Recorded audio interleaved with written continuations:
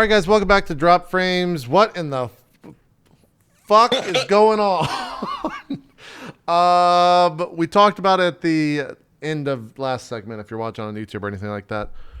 Politics are coming to Twitch, and we're not joking. The Democratic National Convention and the Republican National Convention streaming options will now include Twitch and Bing and YouTube. What? I mean, I guess I understand that Twitch is the biggest like it's probably the best way to target voters of like the 18 to 24 demographic, but like, what the fuck? Yeah. I don't even know how to feel right now. I'm not upset. I'm just like, what? Dude, when those political people get in get into the chat and see like you see the all the terrible shit that you see during like a GDQ event in the chat, like once they do a political thing in the chat, you're gonna see some fucking vitriol. You're gonna see. I really hope that chat is just disabled. The chat's just disabled. Chat? Do that. They can't do that. They've done. They could set it for some weird language, and then no one could talk unless you were in that language or something. Like I don't know, man. I don't know.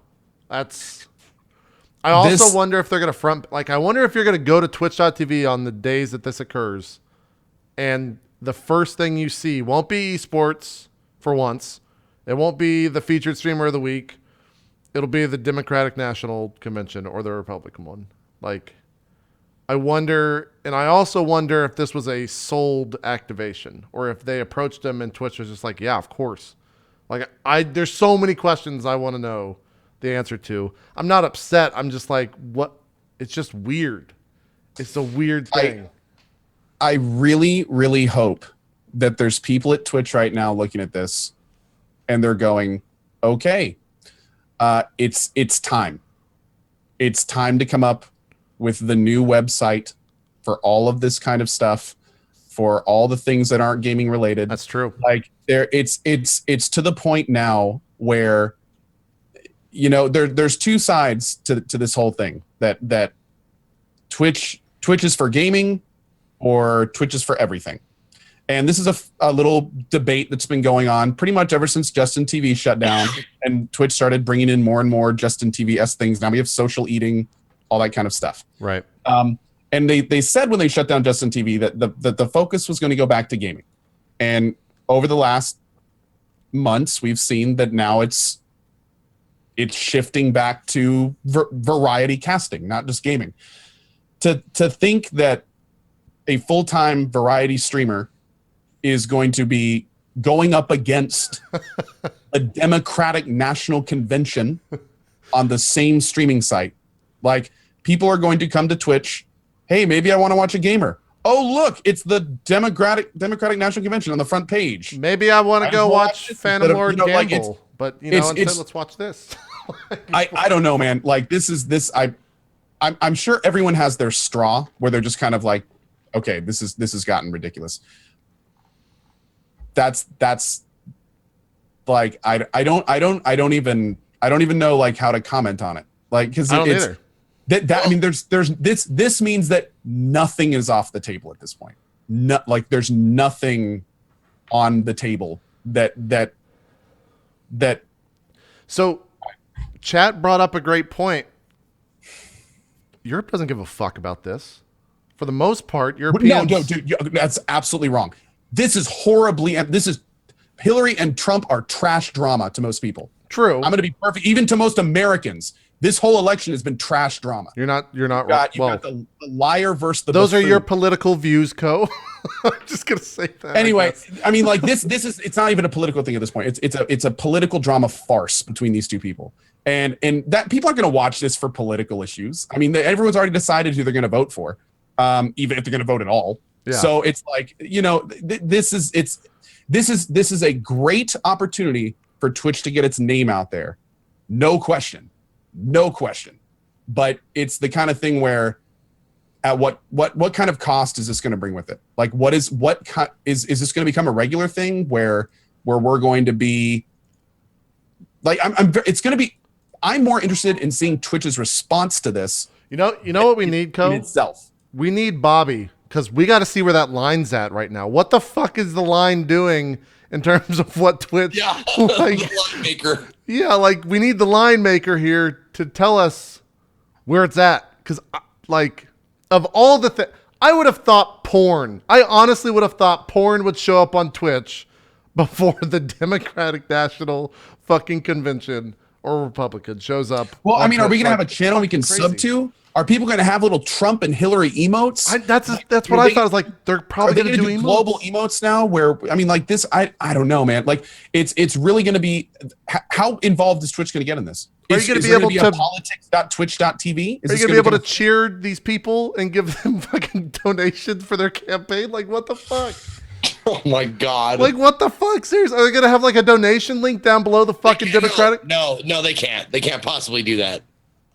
It's just a link to go donate to fucking the Democratic National Party campaign. That's all it is. It's the same exact thing that we use for Twitch streams. Yeah. Just more professional. It's not linked to a PayPal.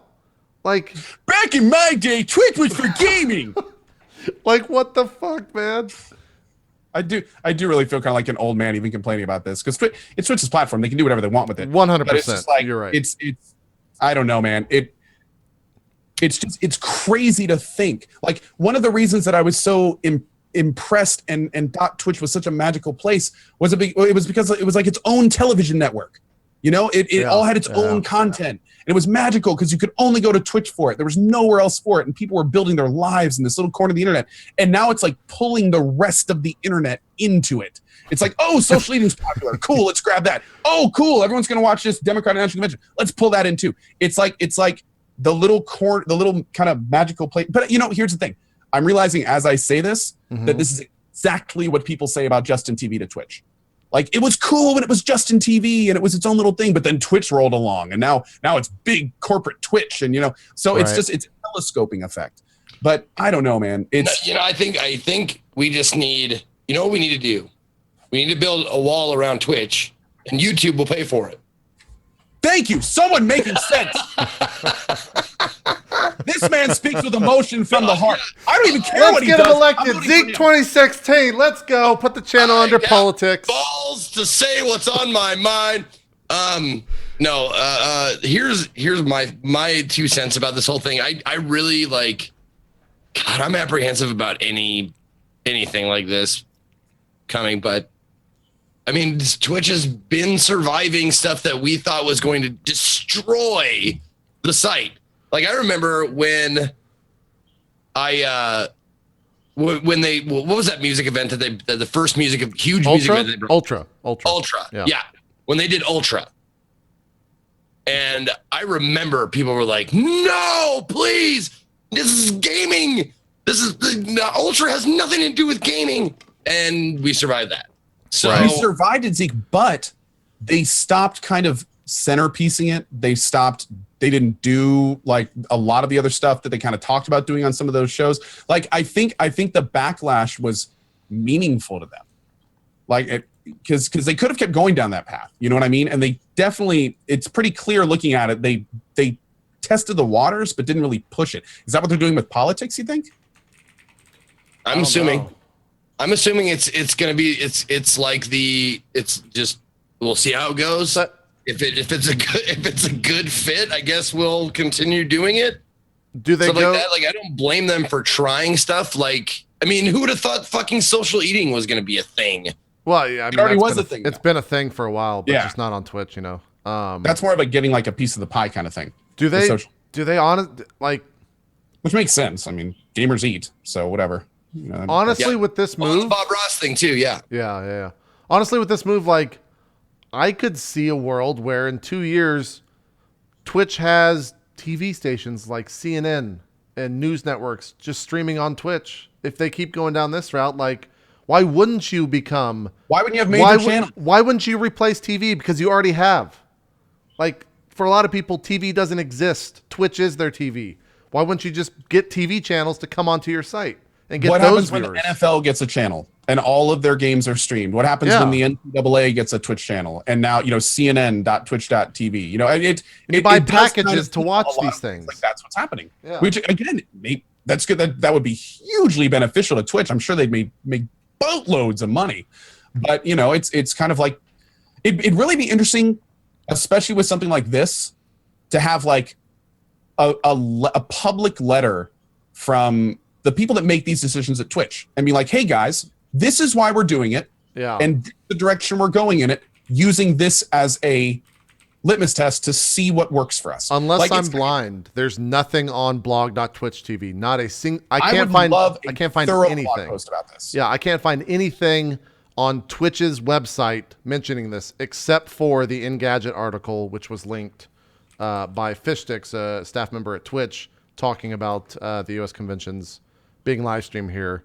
If Fishsticks has Twitch has the Twitter for Twitch even tweeted this out yet? I don't know. Would we even know about it? I don't know. No, the last tweet from Twitch was an hour ago. So if it wasn't for Fishsticks tweeting that out, we wouldn't even know this was happening. We wouldn't, yeah. Which is kind of crazy. I honestly wonder how many people at Twitch knew this was going to happen. Just throwing that out there. Like, do you think they just did this? If this is a sold thing, et cetera, and they're just like, no, yeah, we're going to do this. And then there's employees that are just like, oh, okay. All right. Well, I'm going to continue working on X thing. It's kind of interesting, man, because Twitch, I mean, as we've said many times on this show, there's a lot of people that work at Twitch that are passionate about Twitch for Twitch.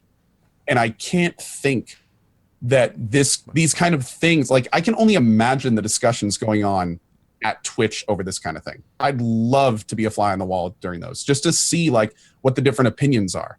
Like I'm really curious, like what some of the OG Twitch people think about seeing this. Maybe they're super excited about it. Maybe it's great. So let me point you to twitter.com/manversegame. I'm sure later tonight he'll eventually get news of this, and you'll see an entire spiel.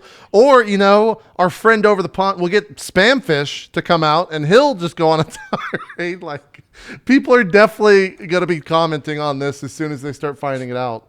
But like we were just saying, the messaging has not been out there. Like Spamfish is like, it's not really fair for me not to be invited to the debate. I don't really understand. Dude.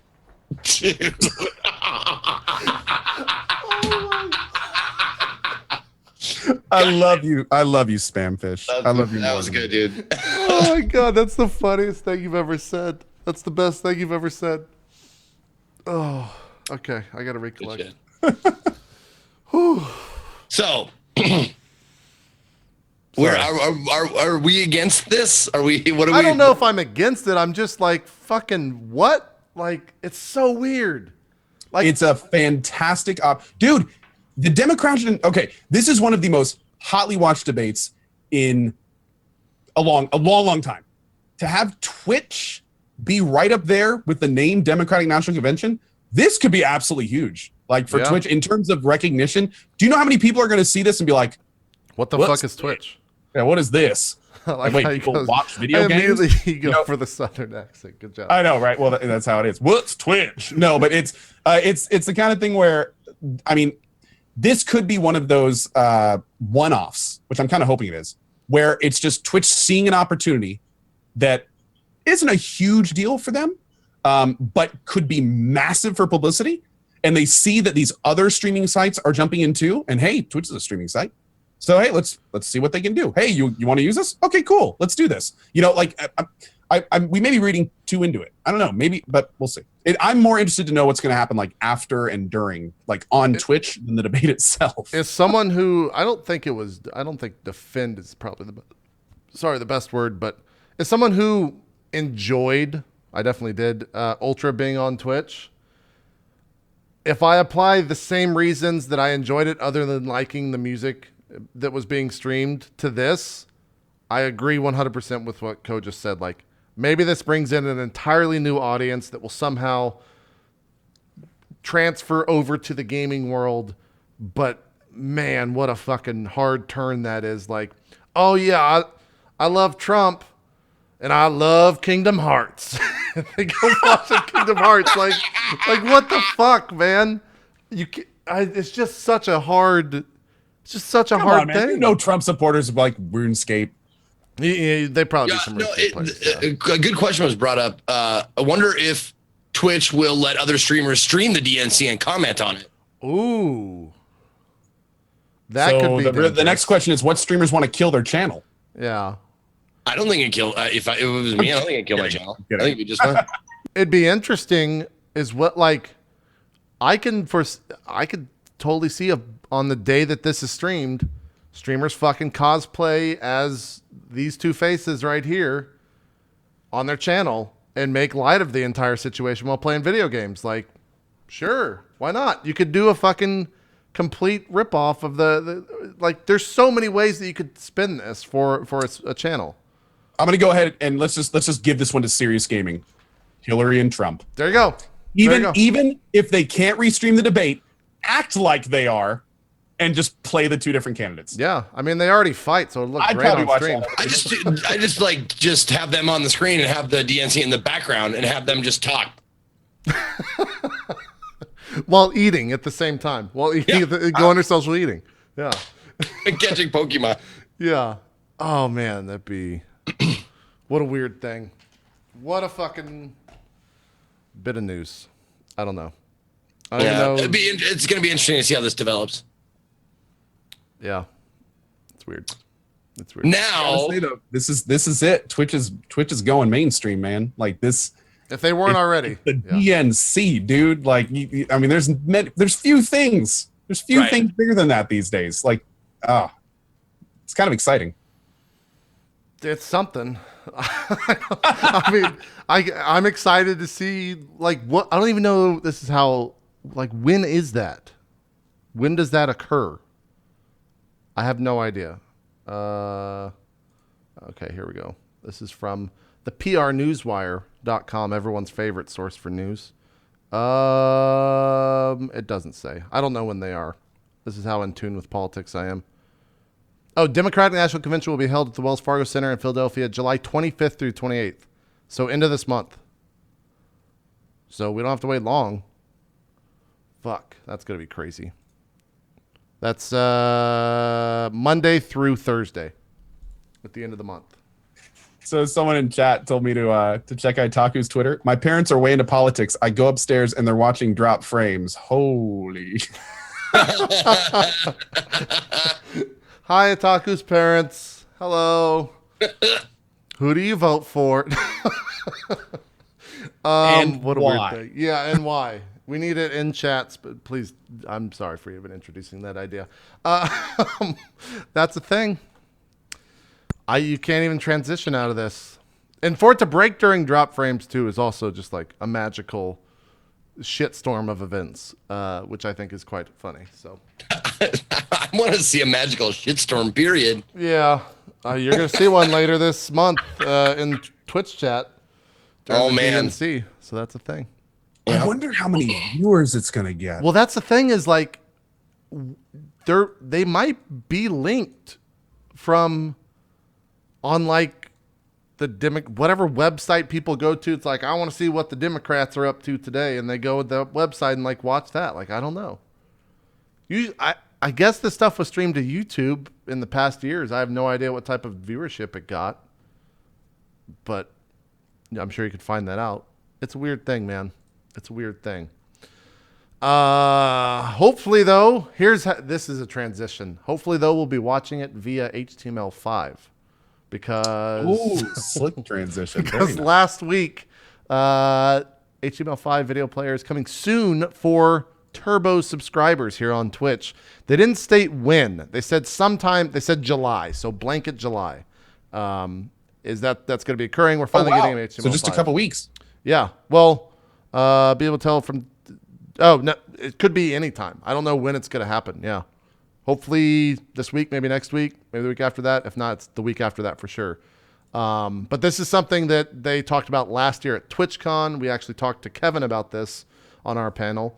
And they didn't really give us the time. What's up? I haven't read this article yet. Just to be clear here, is HTML5 going to be turbo only, or Yes. is it just turbo is going to be brought like the beta test? It'll first open to Turbo subscribers.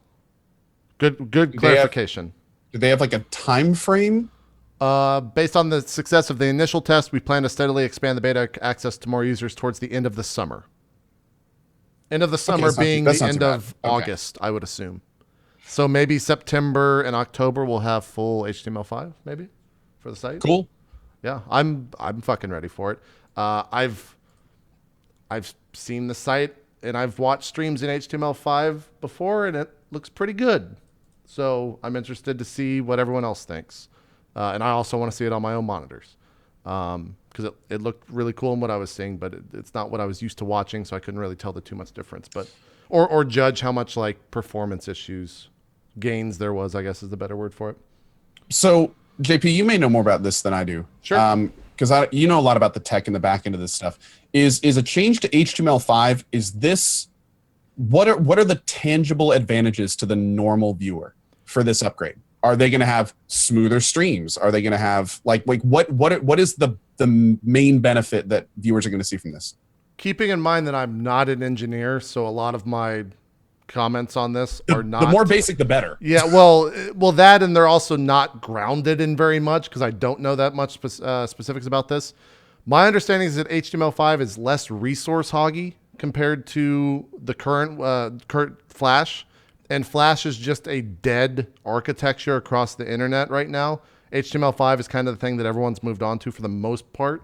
So Twitch is basically catching up at this point to everyone else. I think YouTube gaming is HTML5 right now. I think YouTube gaming is HTML5 streaming and has been since it launched.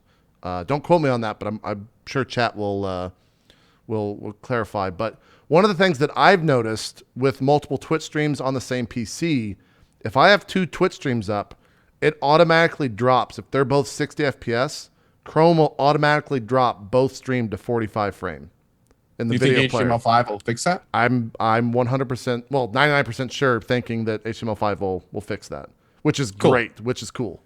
And don't get me wrong, it's great to get off Flash. Like Chad has been very vocally pointing out, Flash is ass. It's got security issues. Yeah. It's a memory hog. It's terrible. So all that is good. But the question I was asking more is, let's say you have a top of the line computer and you watch a Twitch stream on that. You know, like the thing that I'm wondering is, for instance, over the last few months, you know, people have been getting all sorts of buffer issues. More importantly, some people have been getting buffer issues and some people haven't. So as us as broadcasters, it's been really tough to like try to find and troubleshoot that stuff. I'm wondering if all these little problems we've seen in the last few months are going to get fixed with HTML5. Possibly. I'm hoping so. And more importantly, I'm hoping that no main like big problems come with it. Well, I would assume whenever this gets turned on, like that's what they're going to be looking for, because obviously Twitch is 24/7 live. It can't go down, or as a product, it is failing at that point. So like that's probably why they're rolling this out, because it's a major architecture change Also, across the board. I probably should have just read the article.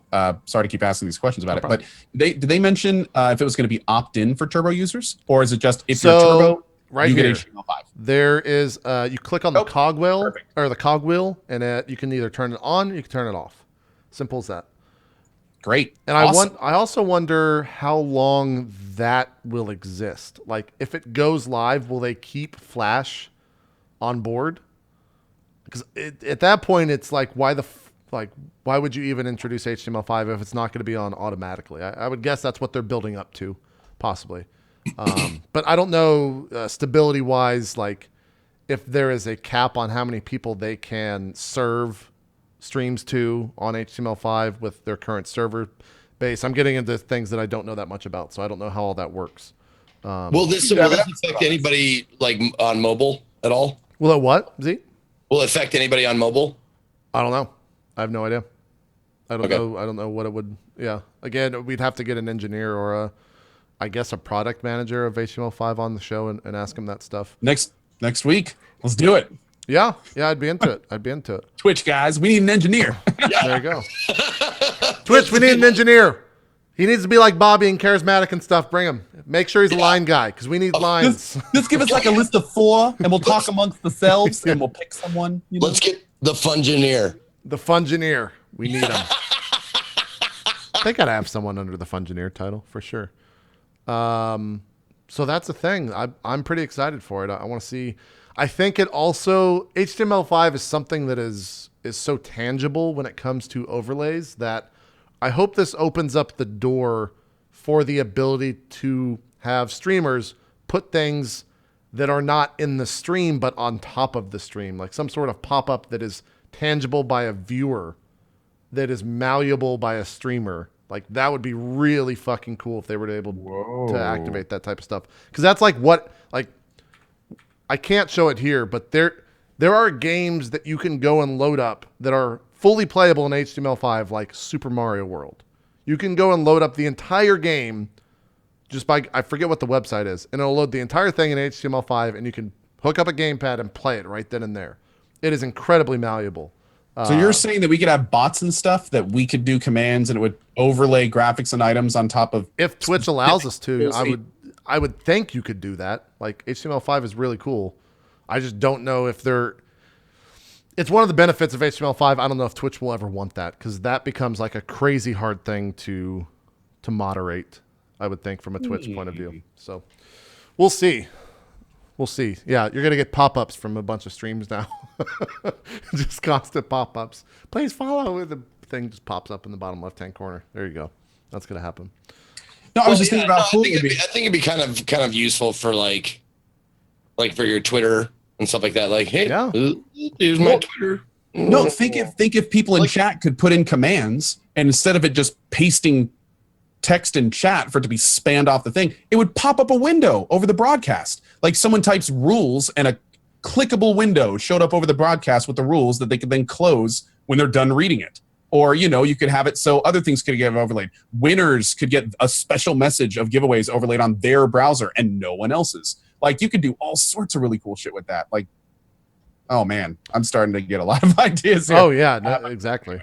One of the things that they say in this blog post is there are still several systems, including ad support, that are not quite ready for full release. So that's why they're using Turbo subscribers, because Turbo subscribers don't get ads, but still leave an impression on the channel that they're watching when an ad is run.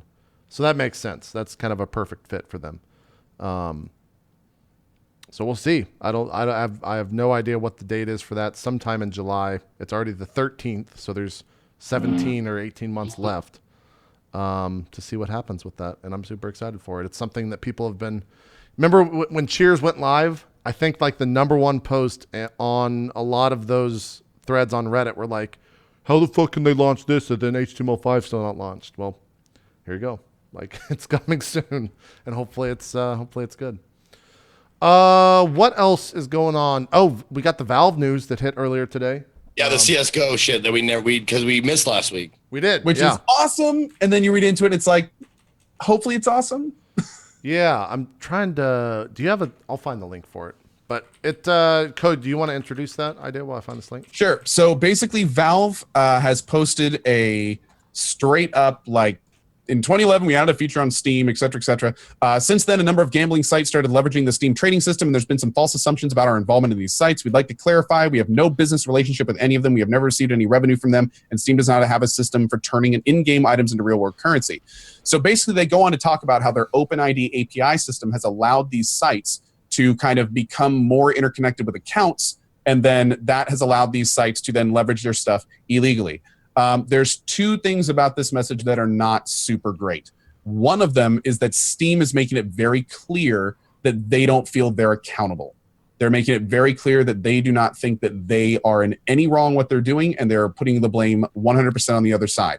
Right. The other thing they're doing is they're saying straight up right here, using the OpenID API and making the same web calls as Steam user on a gambling business is not allowed by our API nor our end user agreement. We're going to start sending out notices to these sites requesting they cease operations through Steam and further pursue the matters necessary.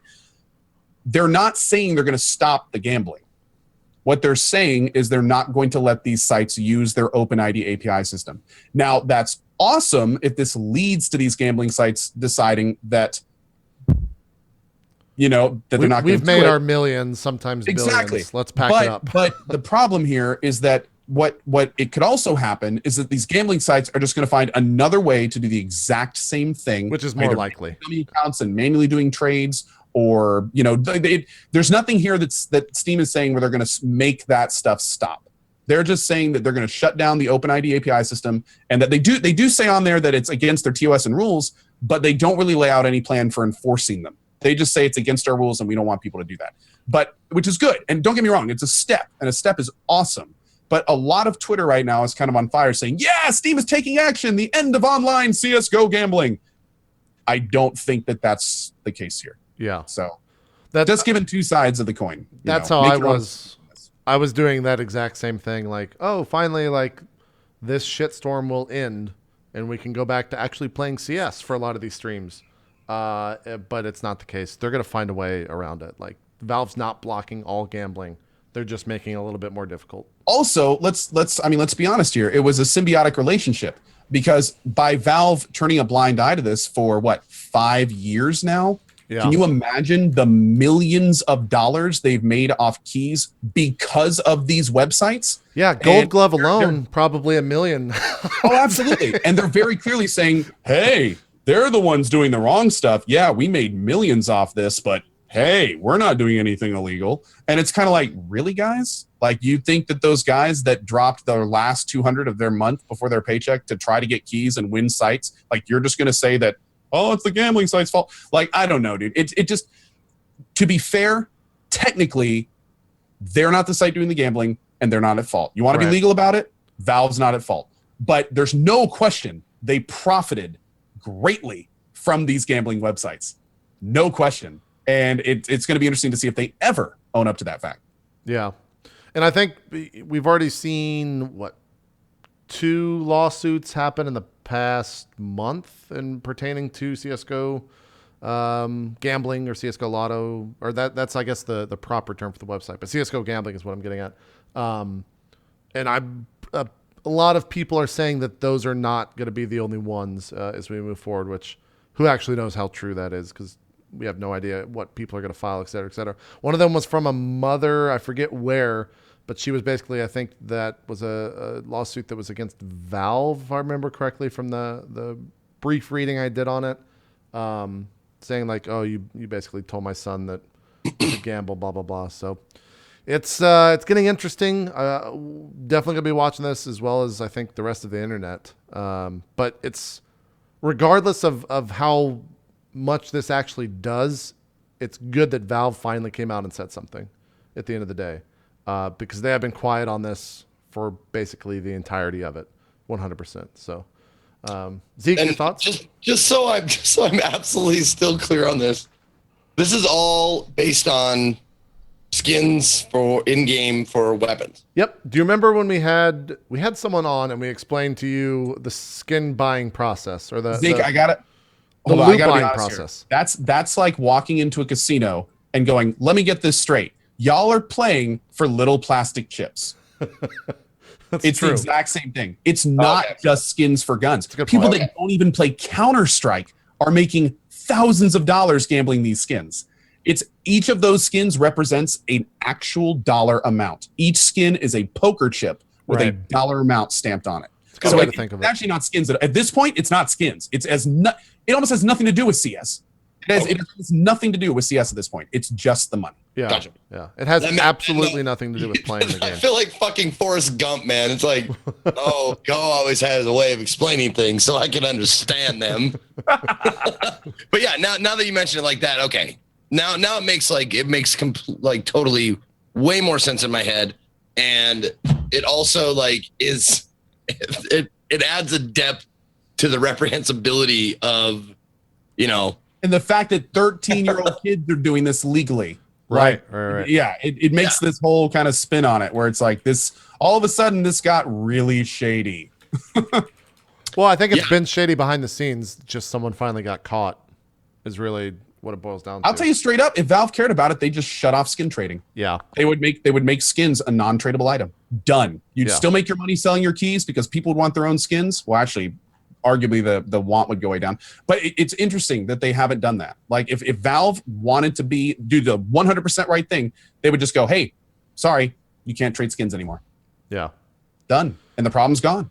I really wondered But too. Of course they wouldn't do that, ever. Like the tendrils of, and this sounds so like evil doer, but the tendrils of like CSGO gambling are so embedded within esports and within a lot of Twitch streams. I would say a good percentage of the top streams. Like, I wonder what's going to happen in the next week or 2 or 3 or month as we go on, like, in terms of just everything. Like there's so much that I just want to see what occurs. We've already seen a lot of stuff occur with the whole CSGO Lotto stuff 2 weeks ago, which we didn't actually talk about because, again, we didn't have a show last week, of just, people having to come out and talk about like their relationships with this and how all that boils down. And you've seen a lot of people, if you watch some of these streams affiliated with all that stuff, you'll see their chat is just rampant with, CSGO Lotto jokes and just bullshit that they're having to deal with now because of all that.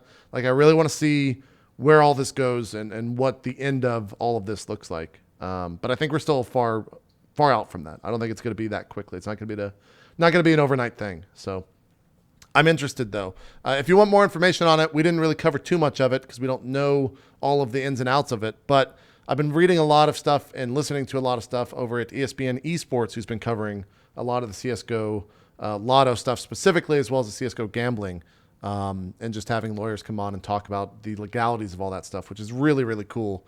You can find more over at espn.go.com/esports for that. But that's gambling. I don't really have much else to say on that. What else is going on in news? I don't even know. I've been so fucking Pokemon Go focused this past week that I don't know what else is going on out there. Starbound got a release date for the 1.0. I saw that. They're finally going into early access. That's pretty good.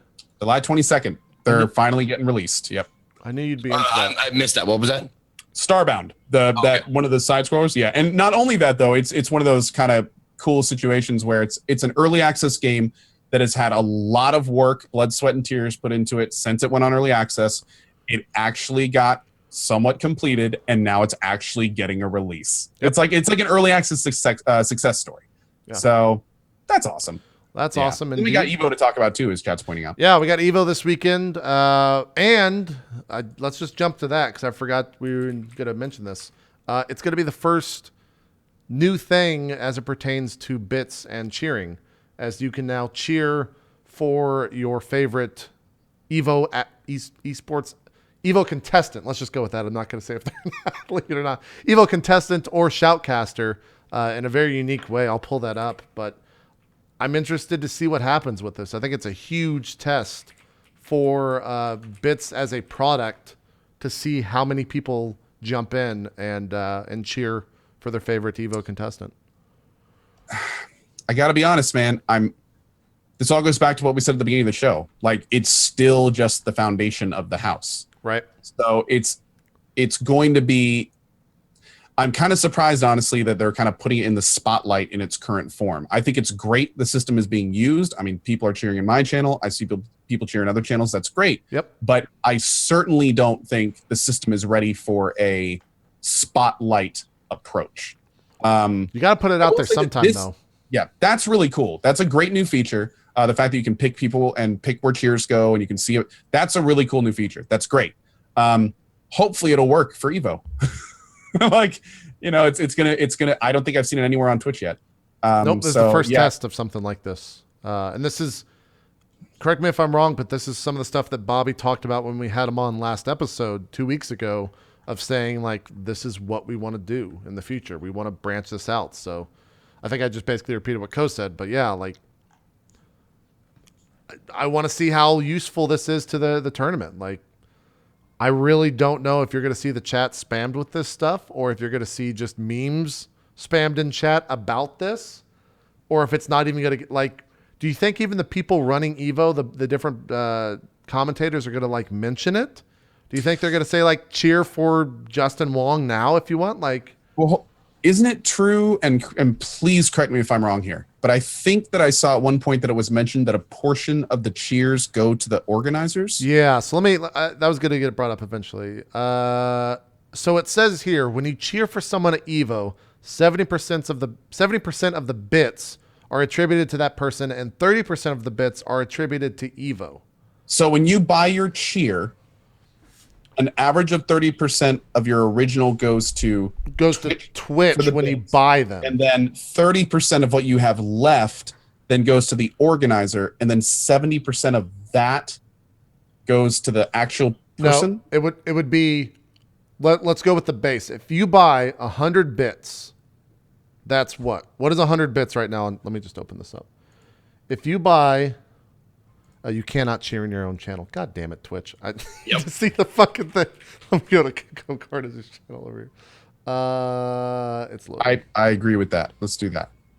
If you Just throw buy, a couple 10Ks in there to test. wait, you can't. Oh, buy. Okay. So 100 bits is $1.40. So if you buy 100 bits,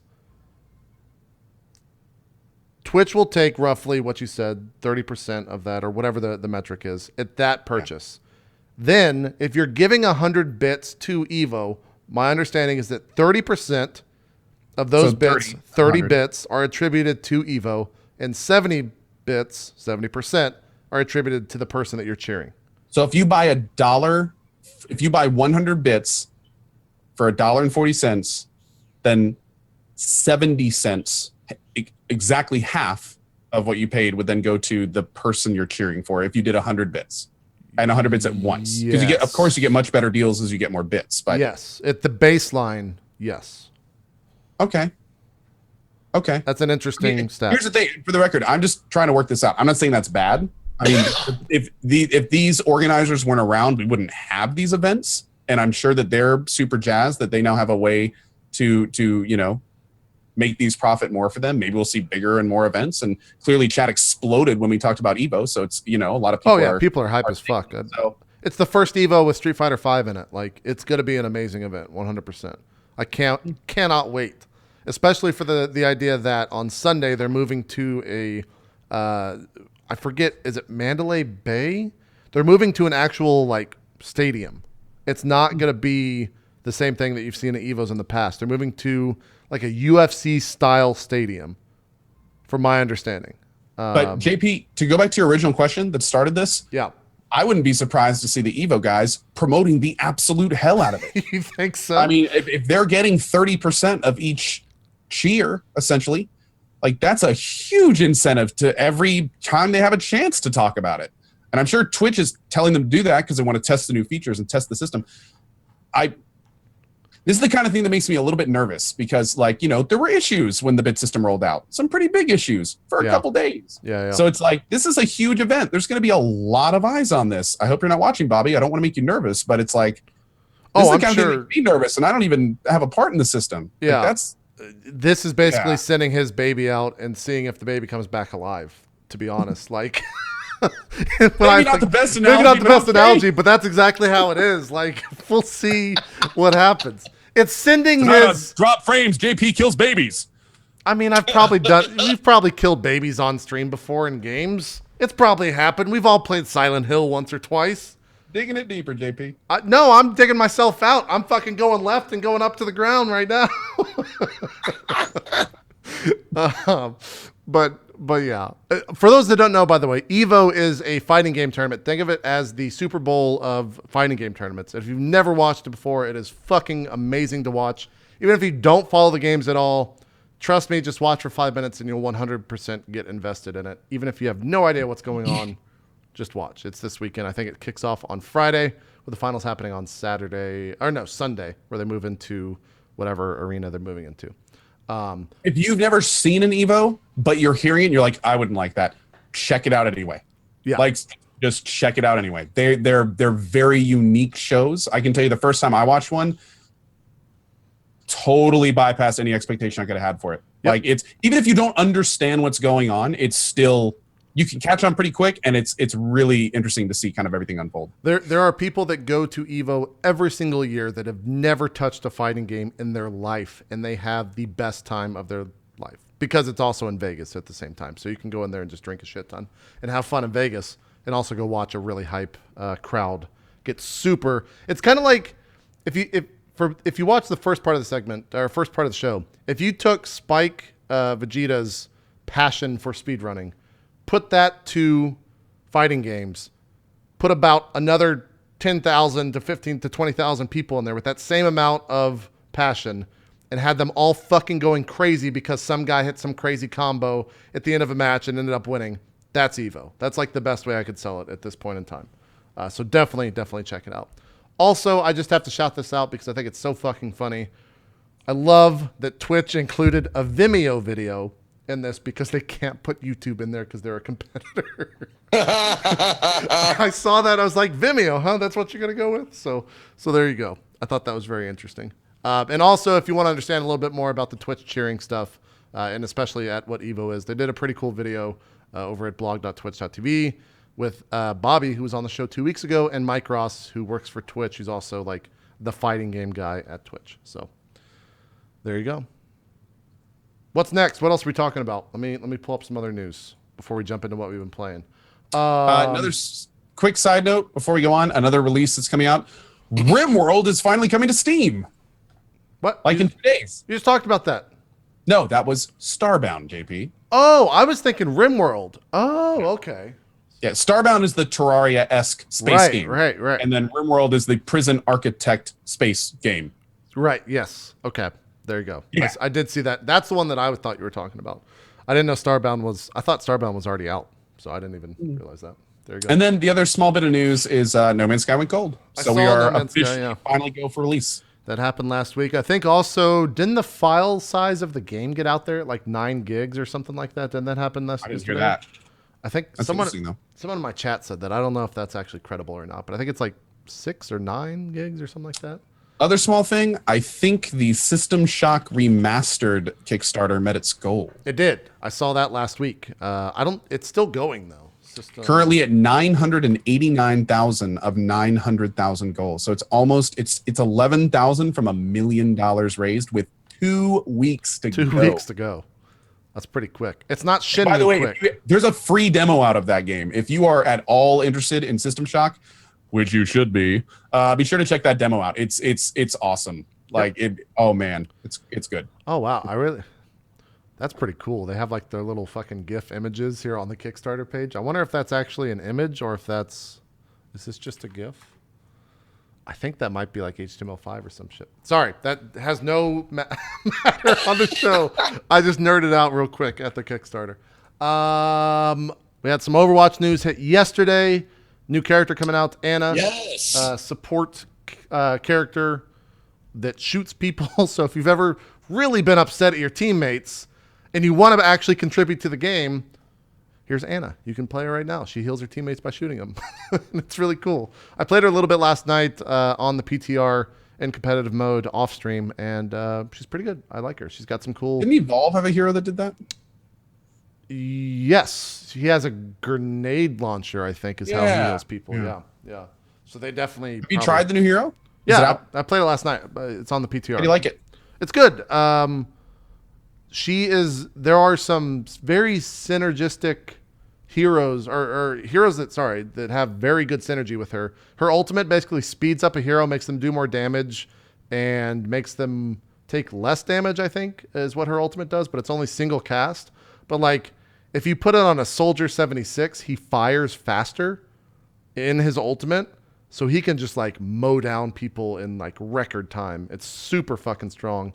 You can put if you did that on like Pharah, would she actually fire more rockets or just fire? I don't know if she fires more. I think she might just fire faster. Oh. I know if you do it to a Reinhardt, the Reinhardt fucking just goes running forward and swings super quick and just takes out a shit ton of people, which is kind of a terrifying thing to see when you're playing that game because you never want to be in front of a Reinhardt. But the other thing is her by default. Oh God, is High Noon faster? I don't know. I don't know if that's true or not. Yeah. Jesus. I don't know if that's true. Also, I've seen a lot of people using it on Genji, and it's just devastating because he's fucking already stupid, ludicrous fast, and now he's just sitting there going like this to people, just trying to beat the shit out of them. The other thing, too, that she has is her left shift by default, if you have the default binds, is asleep. So if Roadhog is sitting there ulting you, you just left shift him, and he cancels his ult, just falls over. Same thing happens for High Noon. Same thing happens for Pharah. They just fall over. It's a mez? Yeah, it's basically a mez. Exactly. Yeah. If you've played and if someone MMOs. hits them, they wake up? Yep. It's really cool. I was having a lot of fun with that. And then her E is a grenade that if you throw it on a teammate, I think it locks their health and it restores their health super, super quick. If you throw it on an enemy, it locks their health and they can't gain health. So like if a Roadhog goes to heal, you can throw it on him real quick and his heal won't do anything. And his HP bar goes purple. and then you can just kill him after that. So it's a very interesting hero. The design of her, Farrah's mom, which is kind of the big meme right now, really, really cool to see. They also changed a bunch of stuff. Diva got a buff. Her E is now, instead of being a 5-second cooldown, it has a 1-second activation, and it absorbs for 4 seconds, and then has a 10-second recharge to it. I think is how I understand, but it's toggleable. You can toggle the ability. There's some other Zenyatta changes. I don't know exactly what they are, but the big thing too is that Overwatch in competitive mode now has 1 hero per team. So you can't stack heroes anymore in the competitive version of the game, which was a big change. That's probably the biggest point of controversy that a lot of people are talking about as of yesterday. But you can go watch those podcasts and those websites because people really hate when we talk about Overwatch here. So well, I haven't played it probably in, I want to say 2 weeks. I haven't played Overwatch because of, 4th of July family shit and, being out of town and stuff like that. But I kind of want to check out this new character. Now, I haven't seen the video either. Is she actually Farrah's mom? Yep. For sure? Or is it just hinted at? It's 100% confirmed Farrah's mom. Dude, how fucking sucky would that be to be out on the battlefield and trying to like do that, and your mom is like nagging at you like, well, I wouldn't have shot him like that. The story is that the lore is that her mom died, and so she didn't even know that she was like alive or something, and she comes back and she's got like her hair is blonde or something. I think it's dyed. I don't know. But the end game, you know how when you get 2 characters and they have some sort of lore behind them and they have a little pregame conversation, that happens between the 2 of them. And I think it's something like, I'll protect you on the battlefield or something like that. And then Farrah says like, oh, I'm not worried at all then, or some shit. So it's kind of cutesy, but yeah, I heard it was like, oh, that's really precious. Yeah. Ammunition was losing her shit over that. So that's all that happened. Well, cause she's primarily a Farrah player, right? Right. Right. Yeah. Okay. Not going to spend too much time on this because we already talked about Pokemon Go, but Nintendo shares jumped up 25% on Monday. 25% on Monday when the stock exchange opened, which is fucking crazy. Like, just I wonder insane. how many people like who are actually tapped into that shit. The people from like The Big Short, the movie. I was like, know that shit. And they're like, oh, Pokemon Go was announced, and people were just like, fucking buy Nintendo stock right now. The thing that you guys won't know the answer. Maybe you will. I don't expect you to know this. But if you were in the beta of Pokemon Go, right? Because people got in before it was actually available to the public. If you're in the beta of Pokemon Go and you knew or had the inkling of an idea that it was going to be as big as it is, right? No one would have predicted that it's going to be this big, but you could probably think it was going to be big. And you bought Nintendo stock a week, 2 weeks, 3 weeks ago, would that be insider trading? Of course not. Even if you knew, because I guess you're that's all speculation. There's no way you could have confirmed. Okay. There's absolutely no way you could have confirmed. I don't know much about the stock market, so I was just curious. Like, is that actually insider trading? I don't know if that's how that works. So, and also just because, to be fair, you wouldn't know public numbers, but just if you knew that if you had information that you had focus group testing that said that millions and millions and millions of people were interested, even if you had all that info, still wouldn't know that. Still speculation. Off note, I'm 50% richer. Exactly. There you go. So okay. Oh, just real quick, and then we'll get off of this. But you are JP. You are Team Valor. Whatever the red team's called. Yeah, Team Valor. Okay. Don't act like you don't know. I don't know. Yeah. I honestly don't know Team Valor, Team Mystic. I just know Red or Dead. All right, Red or Dead. I read Twitter, and that's it. Red or Dead. All right, that's all I'm gonna say. Yeah, me too. I'm definitely Red or Dead. There you go. So is Strippin. And you best believe Strippin fucking murdered all those people on the pier last night after he got that goddamn Pokemon. It happened. How could he? Is there a gym there too? Probably. There has to be with that They erected a goddamn gym after everyone got that Pokemon because there's so many fucking people. So I thought that was a pretty interesting point with their shares going up. The chat is just going fucking crazy right now. Well, of course, it's something that means very little, but you can really get behind. Yeah. Yep. You know, it's like voting for Budweiser or Bud Light back in the Bud Bowl days. The best way I've seen it represented is there's a comic going around where a guy walks up and picks a piece of paper up and it says, "You are Team Red." And he looks at the thing and reads it. Then he looks at the person next to him and it says, he's got a blue shirt. It says Team Blue. The next frame is like, "I hate you," or something like that. Like, he just does it because that's what he was declared. So it's my favorite GIF to come out of this was the Simpsons one. Did you see that? Which one? Where it shows Bart Simpson and Nelson Muntz in the back, and they go, like, Bart goes, "Go Team Valor," and Nelson goes, "Go Team Mystic." Yeah. And then Ralph Wiggum like puts a banana down and like, "Go Team Instinct." That's my favorite fucking one I've seen so far. Nice. That's good. It was a great one. Our favorite game here on Drop Frames is now free to play. Of course, we're talking about Evolve, and it's doing like unbelievably fucking well. The concurrent players for that has spiked up to, I think, around 50,000 on Steam.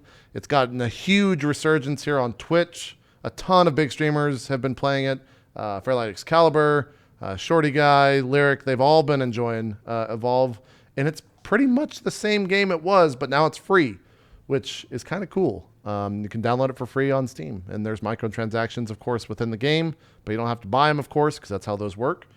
I just thought that was kind of out of, like, I don't know if they even talked about or rumored that it was ever going to be going free to play, but hell of a smart move from them because it seems to be working out. I don't know how much money they're actually raking in from those microtransactions, but it seems like it's going pretty well. They have a huge resurgence on Steam for a game that was deader than, was Battleborn more dead than Evolve? I don't know.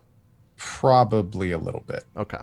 But I mean, this is completely expected. It's a AAA game that's decently fun, just not for long if you played a lot, that went free to play. So of course, thousands of people are going to jump on board. Thousands of kids that can't afford it. Thousands of people that can't afford it. Like, this is 100% par for the course. This is exactly what they knew would happen. This is exactly what most of us knew would happen. Now, to be fair, I haven't tried it yet. I don't know if I'm going to, but I've talked to a lot of people that have played it. There are significant changes. Really?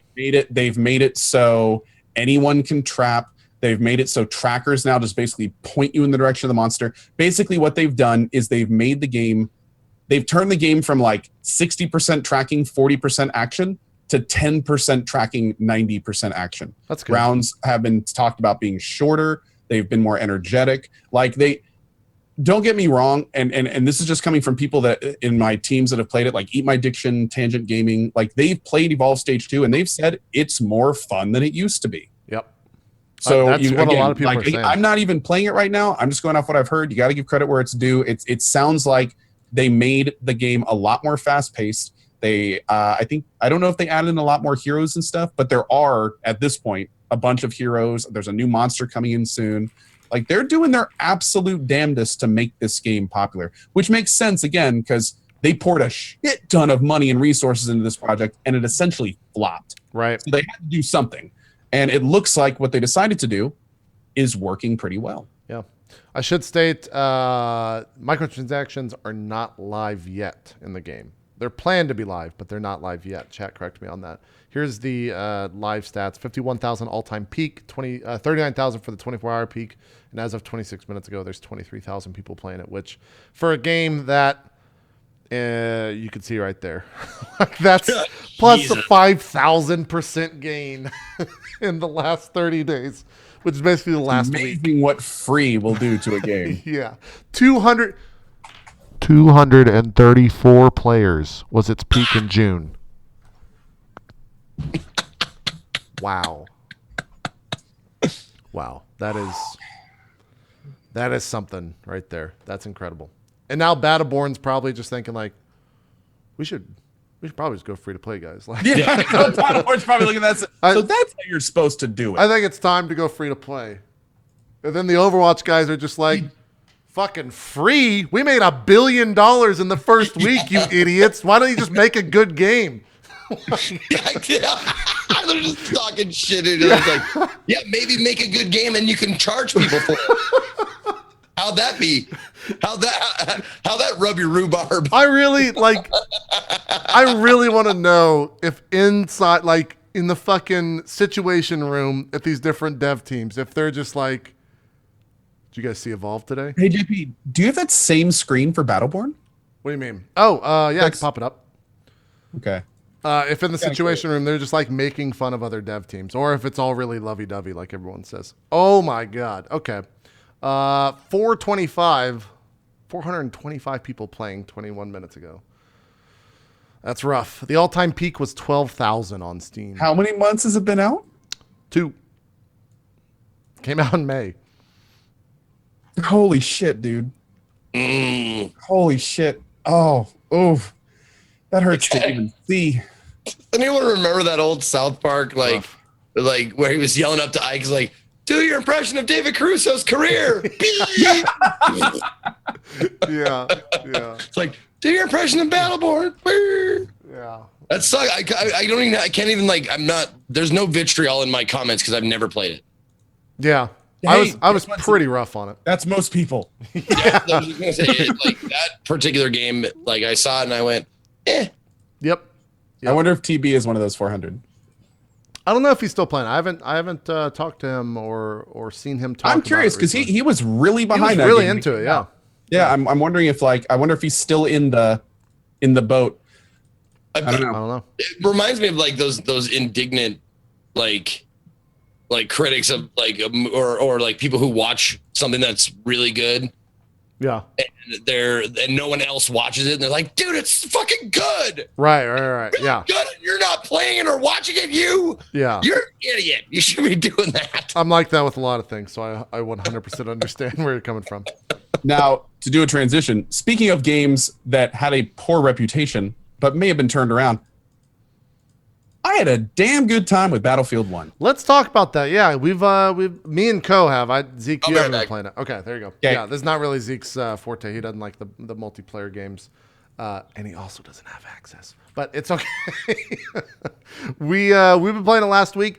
What a weird thing just to start off with for them to launch an alpha that I got into 2 weeks ago and was told like, don't talk to anyone about this. Like you can't mention. And then I get to St. Louis on Tuesday and people are like, Battlefield 1 is streamable. Are you fucking kidding me? Like I couldn't play all week.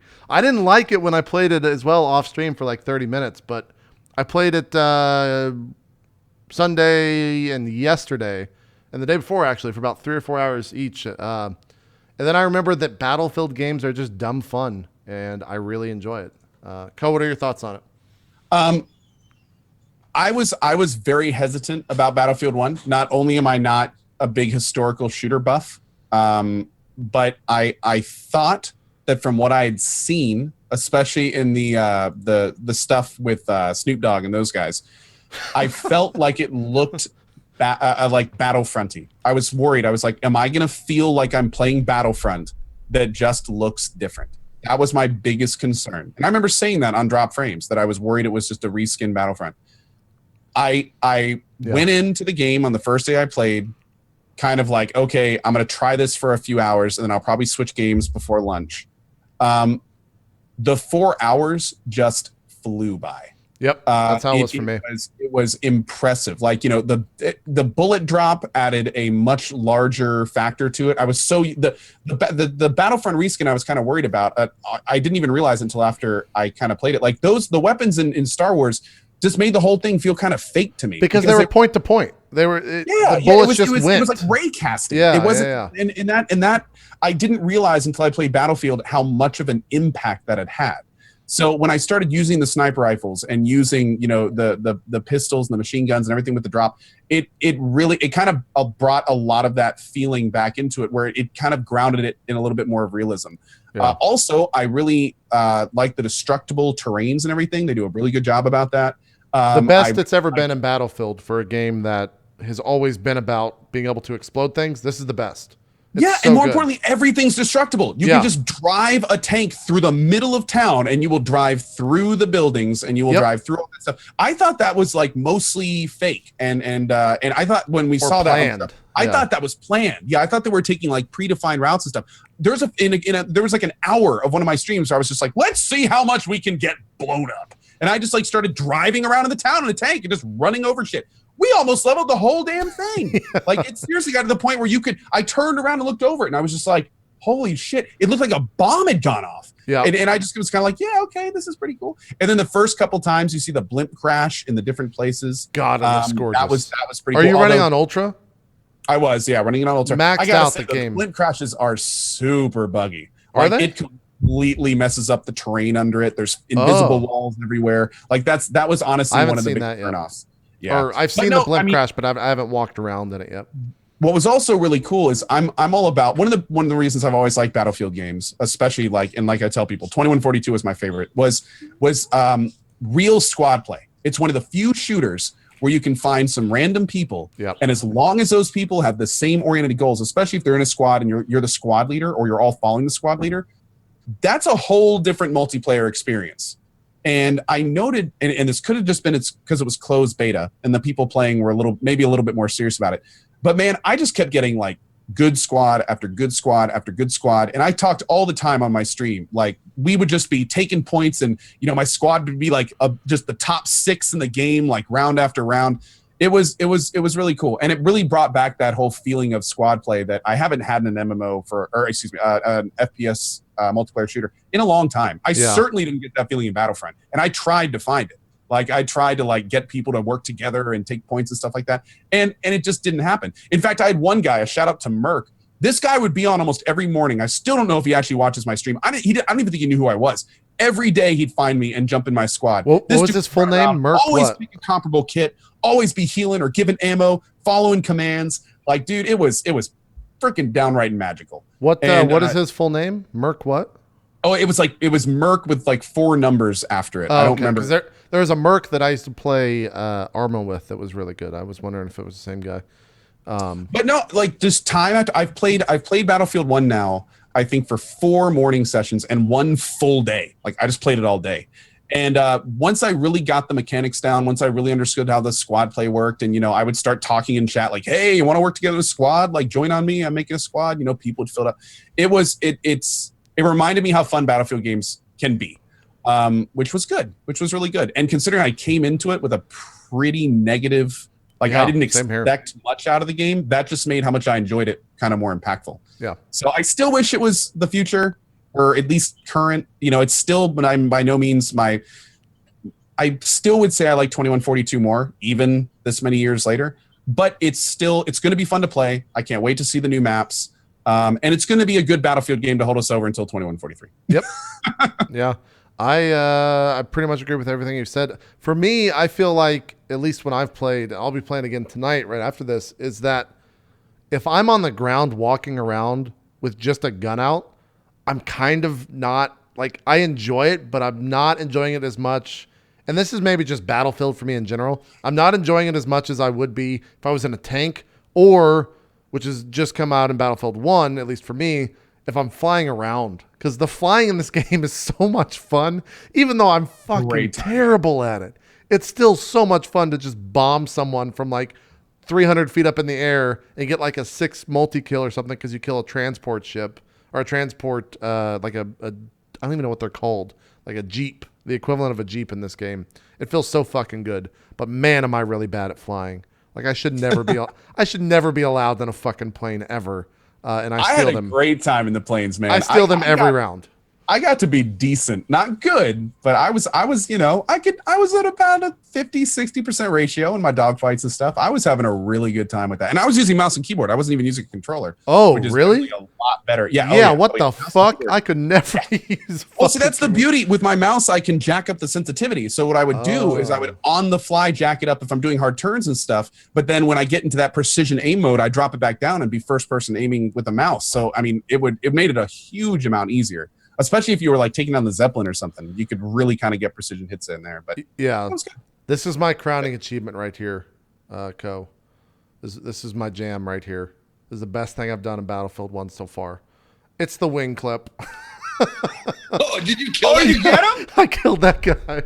I did it a couple other times, and then last night I got real cocky because I did this the night before, and it's like, all right, I could do this a lot. I crashed every single fucking time, exactly like that. Okay, for me, Twitch tweeted out my clip. I saw that. Yeah. What was that? That was I just spawned in and I ran up, and this bomber was going right in front of me. And I was like, oh, hell no. Just totally as a joke. Yeah. And I'm going, boom, boom, boom, boom, boom, boom, boom. And then all of a sudden it's like, boom, headshot, pilot killed. And I was like, what? And then the plane crashed right in front of me and the guy in the back died. And I was just like, yeah, I saw that. It was awesome, dude. That's one of the things I love about this, because it's World War I. A normal gun has real impact against planes. So people kept asking me like why I was shooting at planes, and not only can you kill the pilot and the gunner and stuff, but you can do serious damage. You can disable a plane with your gun from the ground. Don't get me started, man. I got so fucking upset last night because I had like 13 HP and I died. I was like, oh, someone in the AA. Then it like zooms in on this little fucking ant like across the map who's just going like this up in the fucking sky. And I'm like, are you kidding me? There's no fucking way that bullet would do anything to this plane. And then I'm like, well, to be honest, it probably would in World War I. Like those things weren't made of fucking steel. Like they were made of mostly... They were paper, dude. Yeah. They were made of paper. Yeah. They were mostly fucking wood based. So it's a decent game. I'm enjoying a lot of my time with it. Even the fact that it's just one map, I'm enjoying my time with it a lot. Like Battlefield 4, when the other maps came in, I think I did a 24-hour stream when that game launched a long time ago, and I had a ton of fucking fun with it. I'm looking forward to doing it again. Weather effects, dude. Oh yeah. Oh man, it's seriously is like playing different maps. Like if the fog rolls in, I'm not playing sniper or playing a plane. Like if it's raining, like complete the whole level and the water effects are really good. I'm really excited to see not only what extra maps they have, but also I really want to see the different, like I've heard there's more weather effects. Like if you're in the desert, they have a dust storm weather effect. Oh shit. That could be, that could be hot. When it goes foggy, it's actually pointless to fly. You can't see a fucking thing on the ground. Yeah. I didn't realize that until I was already in a plane. So it's a good time, but I feel like we got to bring Zeke back in here and talk about some games that maybe he's played. Did you play Inside yet, Zeke? I did not. Oh, well, let's talk about that afterwards. I rated you. I remember I rated you and you were playing it and you had it in sub only. My people, the people came back and were like, he's in sub only. This raid's going to suck. So I went into your chat and I turned subscribers off and let them raid. And then I didn't. I think the mods put it sub only because they a lot of people are like spoiling it and stuff like that, which we'll get to. I have an interesting take on Inside, I guess. I also like I haven't played it. It's not that long, right? It's only like 3 or 4 hours. It took me 3 hours, 2 hours, 45 minutes. Okay, so 5 hours for me then. We're already talking about it. Let's just talk about it now. I stopped my playthrough of Inside halfway through because I could not stand playing the game with chat. I was getting so fucking just rage-inducingly upset. I was like, you know what? I'm just gonna go play this game off stream. And like I've said it before, and I should have fucking listened to what I said. I shouldn't have played that game on stream. Puzzle games and me on Twitch just don't mix whatsoever. I think it's just I think it's 100% my personality. I can't stand me doing a puzzle and chat being like, "Oh, I solved it already.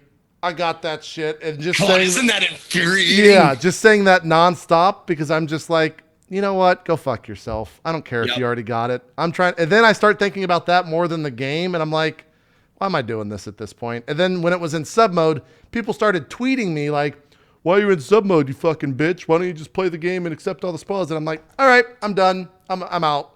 Like, you know what, man? And you know what? Go ahead. I gotta say, I totally see what you're saying, but you're making a key mistake. I think it's because I'm reacting to it in the first place, which I know. You don't read chat during the puzzle. Right. And okay, that's very true. You start reading chat the second you're done with it. Right, that's a good point. The second you come up to a puzzle, dude, I pride myself in reading chat as much as I possibly can.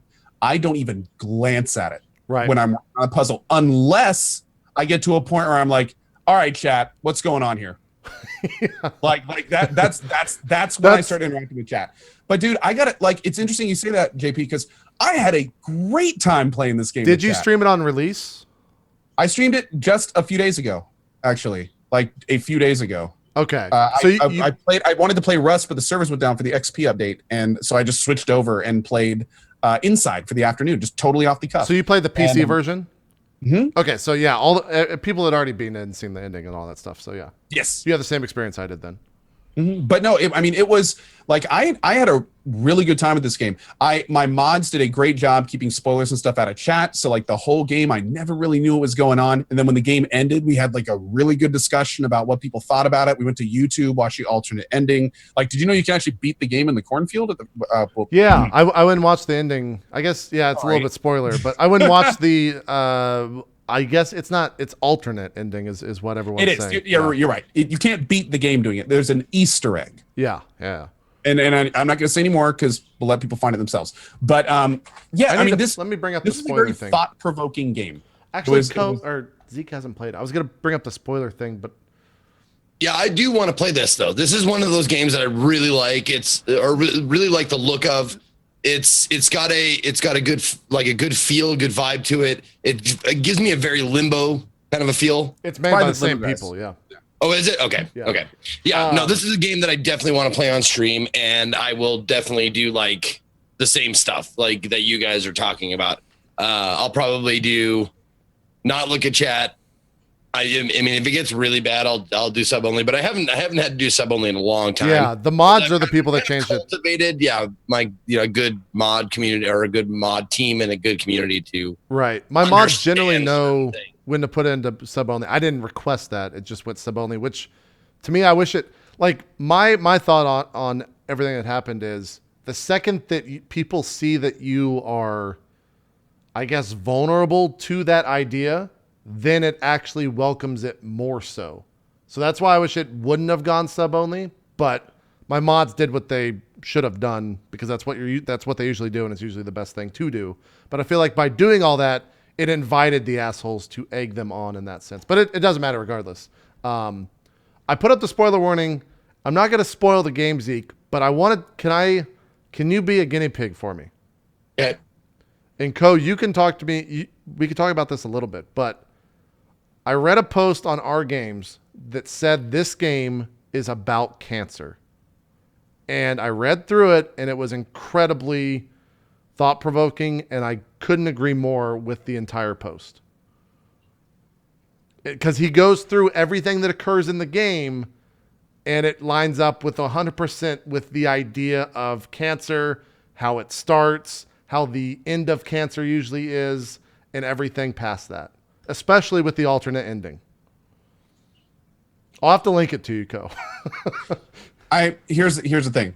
I think that intelligent people can draw almost any one of their own interests in parallel with complicated stories. 100%. So right.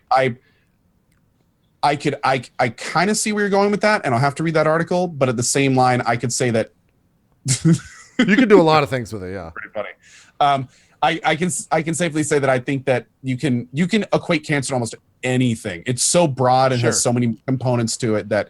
But I'd be interested to read that article. At the same time, when I finished the game, being that I was in a rage-fueled state, I thought it was pretty good and very indicative of Twitch chat.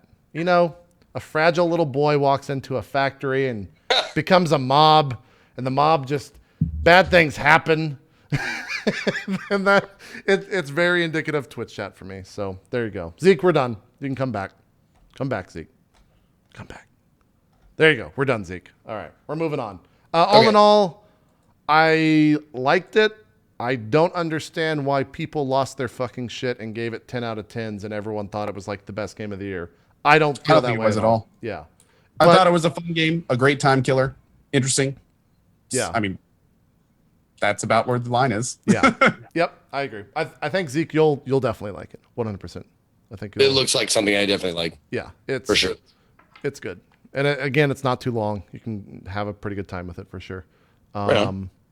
Yesterday, the three of us played Necropolis with Strippin.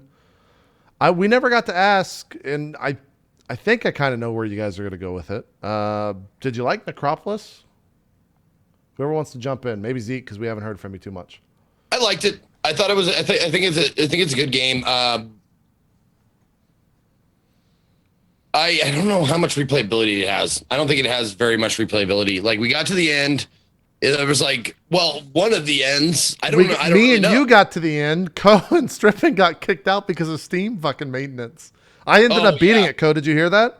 I stayed there and pulled the mob by myself and fought him. Ended up winning. I heard that we were like that was the end. That was the end.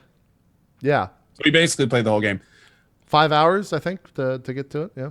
5 hours, but I mean, we were messing around. We were messing around in a lot of portions. Yeah. You And could we had probably some get through it in bugs 4. and all sorts of things. Yeah. It. A lot of people would you recommend the game for $30? Yeah, that price point is pretty ridiculous. If you're speaking from that point of view, is the game worth $30? I think it's an immediate no for me. Well, here's also one of the big things. Like, and this is why when Zeke said that, I cringed a little bit, is because, and not because of what Zeke said, because Zeke was absolutely right. And the thing is this game is clearly designed to be a game that you play many times. Like many times. Like there are a huge amount of power-ups you can get. There's all, the levels are not procedural, but randomized. There's tons of different armors and weapons. It's very clear when you play this game that it's not designed for a single or even low single number amount of playthroughs. But Zeke kind of hit the nail on the head. You don't really feel like there's a lot of replayability in it. No. But the game is kind of designed for it. Also, personally, I got some flack for this in my chat, but I got to be honest. I wasn't a huge fan of the graphics. I found them simplistic.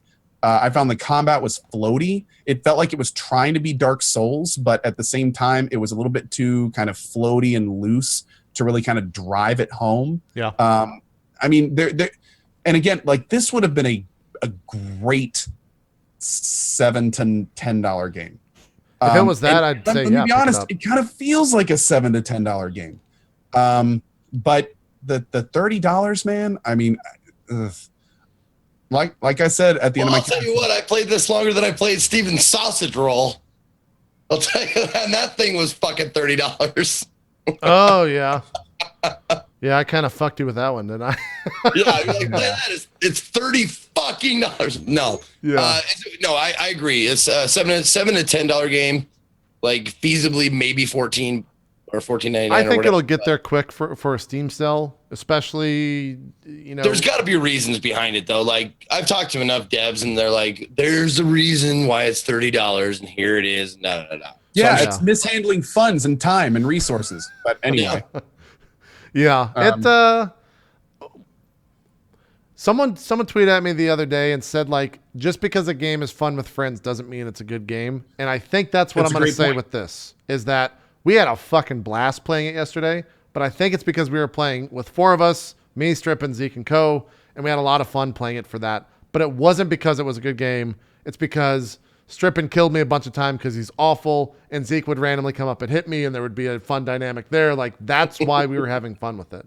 Yeah. Well, and also, like us 4 guys would have fun going out and getting a hamburger, Yeah.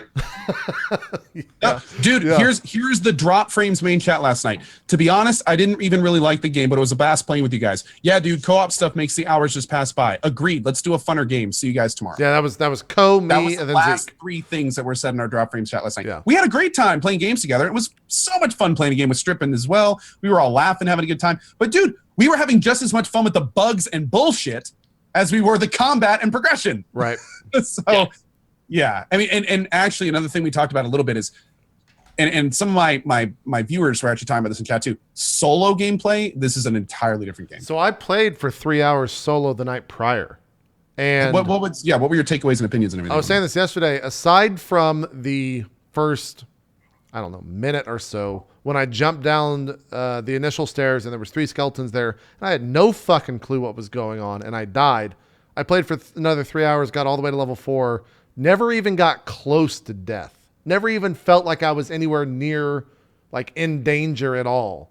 Because you got to think about it. Every time you go down that level, you would open up a chest. If you're not sharing that with anyone, one character gets incredible. This chest right here, for people that have never seen this, gets incredibly fucking overpowered very, that very damn quickly. sword. There's the blade. Yep. This is the great sword that weapon. broke the game, yeah. Whenever, just so people understand they didn't see the stream, whenever you hit someone with this sword that I just got, the Great Sword of Opulence, or Opulence, it would basically, it would basically bring gems out of that guy, whereas normally gems just spawn when the guy dies. And so that's Zeke walking over, give me that sword. well, no, yeah, yeah, that's what that was. He was actually, I told him to give me some more HP, and so that's all it was. I want that goddamn thing. Oh yeah, some very, very abusable mechanics in that game. Like Yeah. extremely abusable. Like I'm guessing it's gonna need a patch soon, kind of stuff. The death HP up abuse. Yep. Yeah, and the jumping stuff. and, Jumping off, yeah. If you're in any sense of trouble, I even saw Code do this after he mentioned that you could just do this. If you jump off a ledge, it just teleports you back to the ledge, and there's no penalty of death. I think if you do it 3 times, there's penalty of death. Is that it right? puts you in a safe zone. Oh, it Yeah, puts you so in a safe zone. it'll put you back on the main path of the dungeon. Now, granted, that's a good idea. You know, All this, the meat and the gems like Yeah. just popping out of this guy. That's when I was losing my shit, and I just started spamming the attack button. Yep. But yeah, it is what it is. I would say, and I think the rest of the cast would agree, wait for a Steam sale. The next one, I guess, being in December when this game's $5-10. It'll be a fun experience with friends. Before that, I don't know. It'll be kind of rough. So, and it's important to mention that if you can get into the game, if you enjoy the game enough to get to that replayability component, then it could be really enjoyable. Like the mechanics are there for lots and lots of playthroughs if you enjoy it. So for some people, this game could be a Binding of Isaac-esque, like, hey, I played it 40 times and I'm still finding a bunch of fun stuff. yeah. But again, but getting over that initial hump of buying into the replayability, I'm not sure how many people are going to be able to get that. Yeah. Just a random side note. Did you guys see this? In highlights now, it actually has the time frame at the bottom of the highlight to see how much you've watched of it. Or if past broadcasts as well. So if you're just I know that browsing- used to be there with the song muting thing. Yeah. So you could actually see in red where the stream was muted. That's pretty cool. I think that's new. I think it's very new. I just now noticed it right now. So that's that. Are there any bosses? Yes, there are bosses. Yeah, but there were There's- few and far between, and only one in ours. We had one boss at the end, and that's all we saw. But it was a boss that was from one of the races, so I kind of wonder if that boss maybe changes depending on each game. It could. I could see how the developers would go that route. The only other thing I've played is a bunch of VR. I did 6 hours of VR on Saturday. Did you do it on stream or by yourself? Did on stream. I built a PC the day before. Oh, that's right. Tell me about that. How'd that go?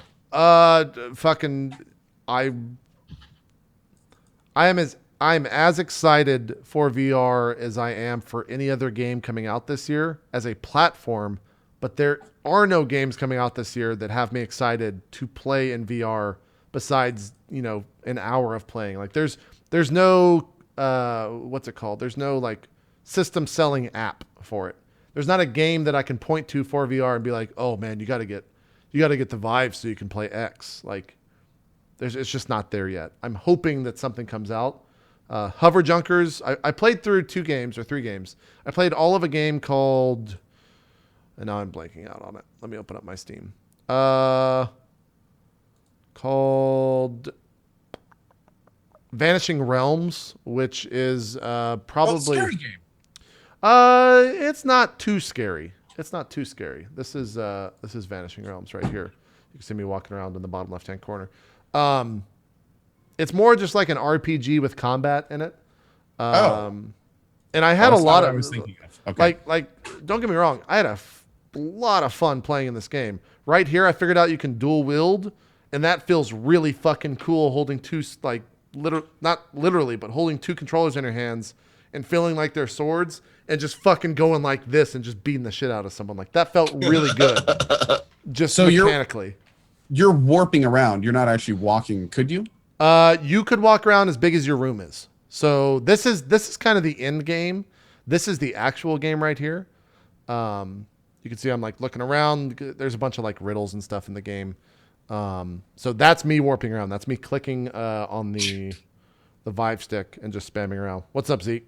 No, I got this malicious desire to see you just walk through that giant window door. I think that's the big Agreed completely. look. 100%. I think that's why people watch VR streams, because this stream had a huge amount of viewership, more than normal for me, and I think it's because they wanted to see me crash into the wall.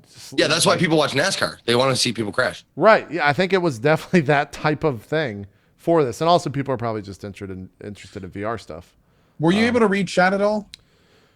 Not in this game, but I have it so Weird? kind of. I have a so what I did is I have a wireless headset for it. Everything I have a wireless mic and wireless headset. I spent way too much money on all this crap, and I have it plugged up to my headphone amp, so I hear everything like stream notifications and all that stuff. Like anytime someone subs, I'll hear it and all that. But I didn't have chat in this, and Sir Scoots was actually in Discord, and I could communicate with him if I needed anything or if he needed to tell me something that was happening in chat. So that's kind of how we did that. But for Hover Junkers, which was the second game I played, it does have Twitch chat in the game, which is that right there. That's Twitch. That is badass. That's my Twitch stream. Like that's my Twitch stream chat. And Hover Junkers, for me, got very close to being like this. You have to try this game for so many reasons. Like, and this has been preached before for people that have watched a lot of VR coverage, but just the idea that stuff is 1-to-1, and just the idea that that's Sir Scoots, and just like in real life, he's shorter than me, and the thing picks up on that because when you go into it, It makes him a female? he chose it. I'm a robot. I have robot hands in here. Yeah. I don't think he knew that you could choose characters. But you'll see like later on in this, as we start playing, I eventually get on the ground there in the bottom left-hand corner, and I'm ducking in real time behind this shit to shoot through these fucking holes at this stuff, and it felt fucking great. Like it felt so good to like be laying on my back and having these things fly over me in the game and shooting up at the sky. It felt so cool. I was super into it. You said though it almost made you. Well, It's not I was an watching app. the game and I wasn't looking at you actually on the fucking Yeah, no, floor. I'm literally on the floor like this, shooting up, dude. It's great. And like, this is some random guy that joined our game, and he's waving at me in real time. Which, when you think about that, the fact that I waved back was not to be cute. It's because the human reaction is to wave back at someone that waves at you. There was a lot of mind blowing things that occurred. But this is all the game is. It's this. There's horde mode and there's a multiplayer aspect, which is like TDM, where you drive around in cars. I'll show that at the end. And that's it. I love how you're just sitting on your floor. At this point, I was exhausted, dude. I got real tired playing this game because you move around a shit ton. You set up things on the side of your car, and you can basically hide behind them. And I had been playing VRs for 6 hours at this point, and there's a lot of that. Like in Vanishing Realms, you'd have a bow, and one of the things that you would do to fight people is you'd teleport over behind a tree and sit there and pop out by just leaning out with your bow and shooting. It's not like you don't like hit mouse click like in Battlefield and it automatically leans you out. You literally physically lean out and like try to do that. So for me, like this is the most physical activity I've had in a very fucking long time, which is a little bit sad, but. Were there any games that you could find that weren't just like point and shoot or point and like, it seems like all VR games right now seem to be just glorified shooting galleries. Somewhat. I think Vanishing Realms got pretty close to it. Have you done any melee combat? Like someone This right here. Oh, here we go. Like Yeah. how was this? How did this feel? It felt fucking great. Like Yeah. the swords, these guys would attack you in 3 different ways. One is like a low strike, a mid strike, and a high strike. And you could either attack them by like stabbing them in the face, or you can put your left hand up and put your shield up and go like that. Or it felt like you were putting a shield up, but really you were just going like this with the Vive controller.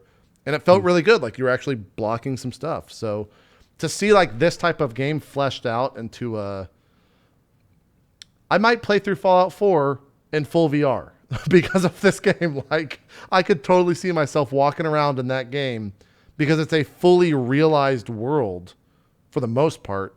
And if it has these type of mechanics, like where I could just point out and shoot some shit, that'd be fucking awesome. I gotta say, dude, that may be my first VR game. The idea of playing a melee character in Fallout 4 VR It'd be on awesome. like survival mode, like I'm very interested to see what Bethesda's gonna do with melee and VR. Guns I don't give a fuck about melee. I'm gonna tell you that right now. What I want to do is cast fucking spells. Yeah. Like I want to do like somatic. Oh gestures, yeah, right like, here. Look at this. See, I've got this. I had a wand. Did you ever play a game called Not the Arx same. Fatalis by any chance? Way back in the day? Play what? Arx Fatalis? No, I never did. So in this game, to cast spells, you had to hold down your right-click button and draw runes on your screen, and you had to do the right runes. And I'm that's really awesome. hoping that we see a VR game of spellcasting like that. Dude, that's what I want, man. I've been doing that for fucking years since I was a little child. I would like pretend I was a wizard and like point at a car and like hope it exploded, because if I believed hard enough, the fucking car would explode. I guarantee you, we will see something. I also love how fucking broken this was. It wasn't tracking Scott very well, so it put his character in these very awkward positions during this. But I bet you we'll see eventually like a Harry Potter VR game. And you'll have to like fucking do shit with the wand or something similar to what you're saying, Z, because like that's where VR shines. Is even though you're just a guy sitting on the ground with a fucking controller, when you have the headset on and you have that controller in your hand, it feels like whatever is displayed on the screen. 100%. It felt like I was holding a fucking Uzi in my hand, and to reload it, you would hit the reload button. All the bullets would go into the clip, and then you'd have to slam down like that to reload it. And it felt fucking great. It felt so cool. I'm gonna have to talk to you, JP, about your sound stuff, because that's one thing that's really held me back from doing any VR streams so far. Yeah, I have no clue what I'm gonna do about I just look sound quality, moving around, and I hearing. bought this. It's a Sennheiser thing with a lavalier mic, and then I have it mixed up to hooked up to my mixer via the receiver, and that was about $1,000 for those 3 items. They're kind of expensive. Then I just got a wireless headset, and I'm done. Can you shoot me those links later? Yeah. I sent them to Lyric as well. I think he grabbed them, so I'll send them to you. I already have them saved. And tomorrow I'm going to be playing a game called Raw Data, which is a horde mode style game, but it's melee focused. It comes out tomorrow, and it's on the Unreal 4 engine. And so I'll just show you real quick. They actually reached out to me, and I'm really excited to play this because it looks fucking great, both graphically and gameway wise. But this is what I'll be checking out tomorrow. It's basically Deus Ex looking code, so it's probably right up your alley. Oh hell yeah! It's melee focused in a Deus Ex style. Yeah. Shit! It's like robots and shit. It looks cool. So I'll be checking this out tomorrow. Me and Sir Scoots are gonna jump into it. Maybe I might try to get Jericho in too. What time are you doing that? I don't know. Probably later in the evening. Probably 4 or 5, 6 or 7. Depends. Awesome. I don't really have a schedule right now. If you skip to the end here, it kind of shows people fighting. So yeah, you can like reflect bullets and shit like that. Looks still very simplistic. You're in the room, you can't really move, but it looks like it'll be a lot of fun. You get like a stupid sword like that. Oh, there's no friendly fire. Yeah, I hope so too. The other thing too is you burn through fucking like I burned through 8 batteries already. No, calories as well, but I burned through 8 batteries already with all this audio equipment because everything takes batteries and it's fucking ridiculous. So Oh, I bet, yeah. first world problems for that. We're a little bit over, but is there anything in particular you guys played you want to talk about or anything else? I kind of hogged the end of the show there. Played Minecraft for like the last 3 days. Have you played Minecraft before that? Never, seriously. How's that? No. I dived right into FTB. I've been playing with my mods, and it's been a lot of fun, man. The thing that really saved it for me is one of my mods sat down and made me like a goal list. So like I always have something I'm working towards. Oh, That's really helped me because it's super easy to get mega overwhelmed with a mod pack like FTB. Like if it wasn't for my mods kind of helping me, there's so much to do. You don't even have a hint of where to get started. That's how I felt with just base Minecraft. Yeah. It's really easy to feel that way. So, but thankfully, I've got like this goals list and I've been kind of working through it, and it's been surprisingly enjoyable.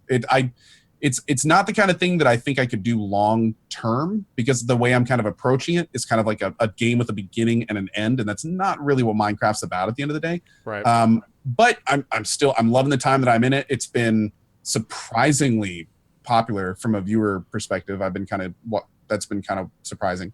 But a lot of fun. And it's been great playing with my mods. I love doing that every opportunity I get. What I have no idea. I haven't been up before 1. So what are your viewerships before this in the mornings? I'm curious. First day was like over 10K, and Nice. each day has been a little bit less, and that's normal. That's pretty normal. Yeah. So yeah, it's I think today we got like over 8.5 or something. Nice. And considering this is an established game that has an established community, and I'm not a part of that established community, it's been great.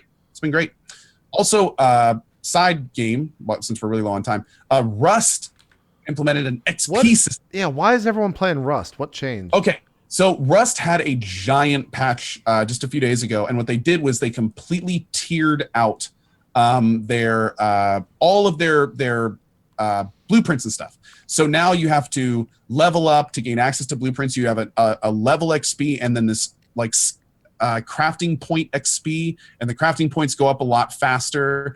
And then you have to spend the crafting point XP to unlock the other stuff, and it's dramatically equalized and slowed down the game, especially if everyone you're playing with has been playing since the server came up. Now it has a whole bunch. It's brought in a whole bunch of issues that didn't exist before, like the fact that if you start on an established server where everyone's already leveled up, then you are boned for a while. Like you are super boned for a while. Do you think this is their response to Ark? I think this is kind of. It's hard to say. I think if it was going to be a response to Ark, it would have been a long time ago. I think that this system the Ark guys are big about feedback from their community, and the feedback from the community for a while has been that they wanted to kind of slow down progression, especially on servers that have been around a long time and when new players jump on it. Because in the old system, you could just jump on an established server and someone runs up and gives you some gear and some building materials, you get the right stuff down, and you're basically done with the game. You can't do that anymore, and there's no possible way if you want to be on your own. So it fosters a little bit more community on the servers. People can also specialize now, so you get like a limited amount of crafting points. You can't just unlock every blueprint that you want. So one of the things that I saw on our whitelist server is like some people focus on armor, some people focus on guns, some people focus on base building stuff, and it kind of brings people together a little bit better, and more importantly, it makes people kind of rely on each other a little bit more, which is an interesting thing that hadn't really been in Rust before. So it's pretty cool. It's definitely needs some work. But it was not only really fun to get back to Rust, but the amount this game has grown over the last year in terms of things you can build, the ways the construction works, the bugs that they've fixed. I mean, this game is almost release quality, and it's still early access. Yeah, that's crazy.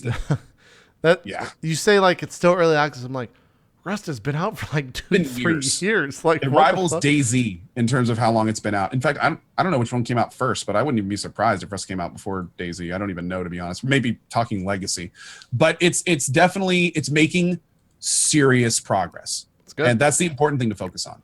And this last system was a huge undertaking for them to add in, and it works pretty well. Like everything kind of works pretty well. Nice. So. Fun. If you're an older Rust player, like you played it a long time ago and kind of liked it, I would definitely check it out again. Zeke, I saw you're playing Thief. Yeah, I played the very first 1998 Thief. Yeah, continuing your oldies but goodies month. Yeah, I decided to extend it because there was a lot of games that I really wanted to get to that I spent a lot of time playing. The Vampire the Masquerade one, I finally finished that, and it was great. It was worth finishing to me. It was a great game, had a great ending. So I finished that, and I wanted to. There was other games I wanted to get to. I wanted to get to Black and White. I wanted to get to Thief. Played Black and White for about a day and a half. It's a great game. Good sense of humor. It does show its age a little bit. Yeah. But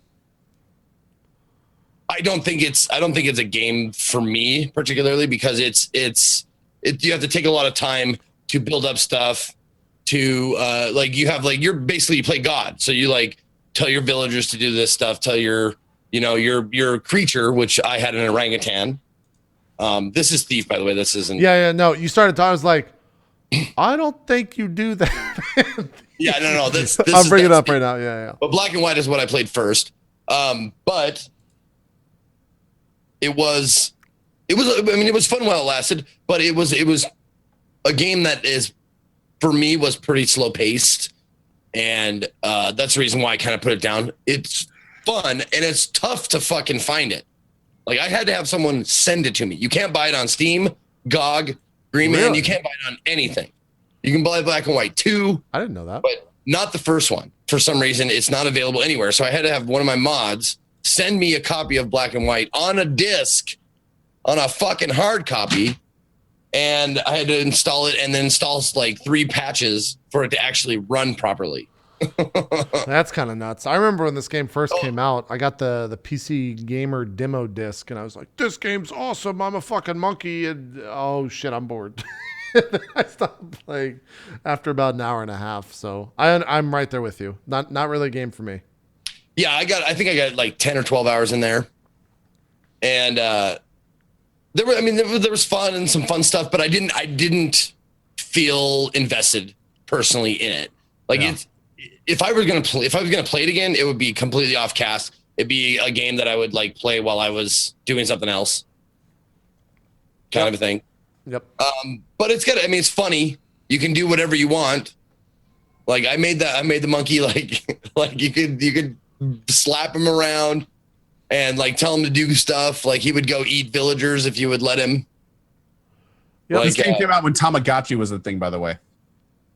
If you guys remember that. Oh from yeah, way back. 100%. Everyone had a fucking Tamagotchi in school. You weren't cool unless you had Tamagotchi. Pokemon was Pokemon out when Tamagotchi came out? I think they came out a little bit. It was like original Game Boy, wasn't it? So not original. I think it was Game Boy Color when I fucking. We're not gonna talk about Pokemon. Fuck Pokemon. But yeah, I played that. Then I played Thief. Thief. I really enjoy Thief. Because it's first person stealth. The goals are cool. You like travel around this like the area, and you have to pick up a certain amount of money if you're doing the expert. Well, I was doing the expert rating or expert like whatever. The guards apparently are more alert. Like you're in a prison, you have to free 2 people, and get like certain items from the prison and so on and so forth. Yep. And you sneak around, and it's got good sneaking mechanics. Like they're pretty on the ball. The guards and the periscope. Like it has a combination of like new and old stuff. I think I remember. I played a lot of this back in the day. Yeah, but I mean this one is fun. I'm planning on continuing this on Thursday for sure. Awesome.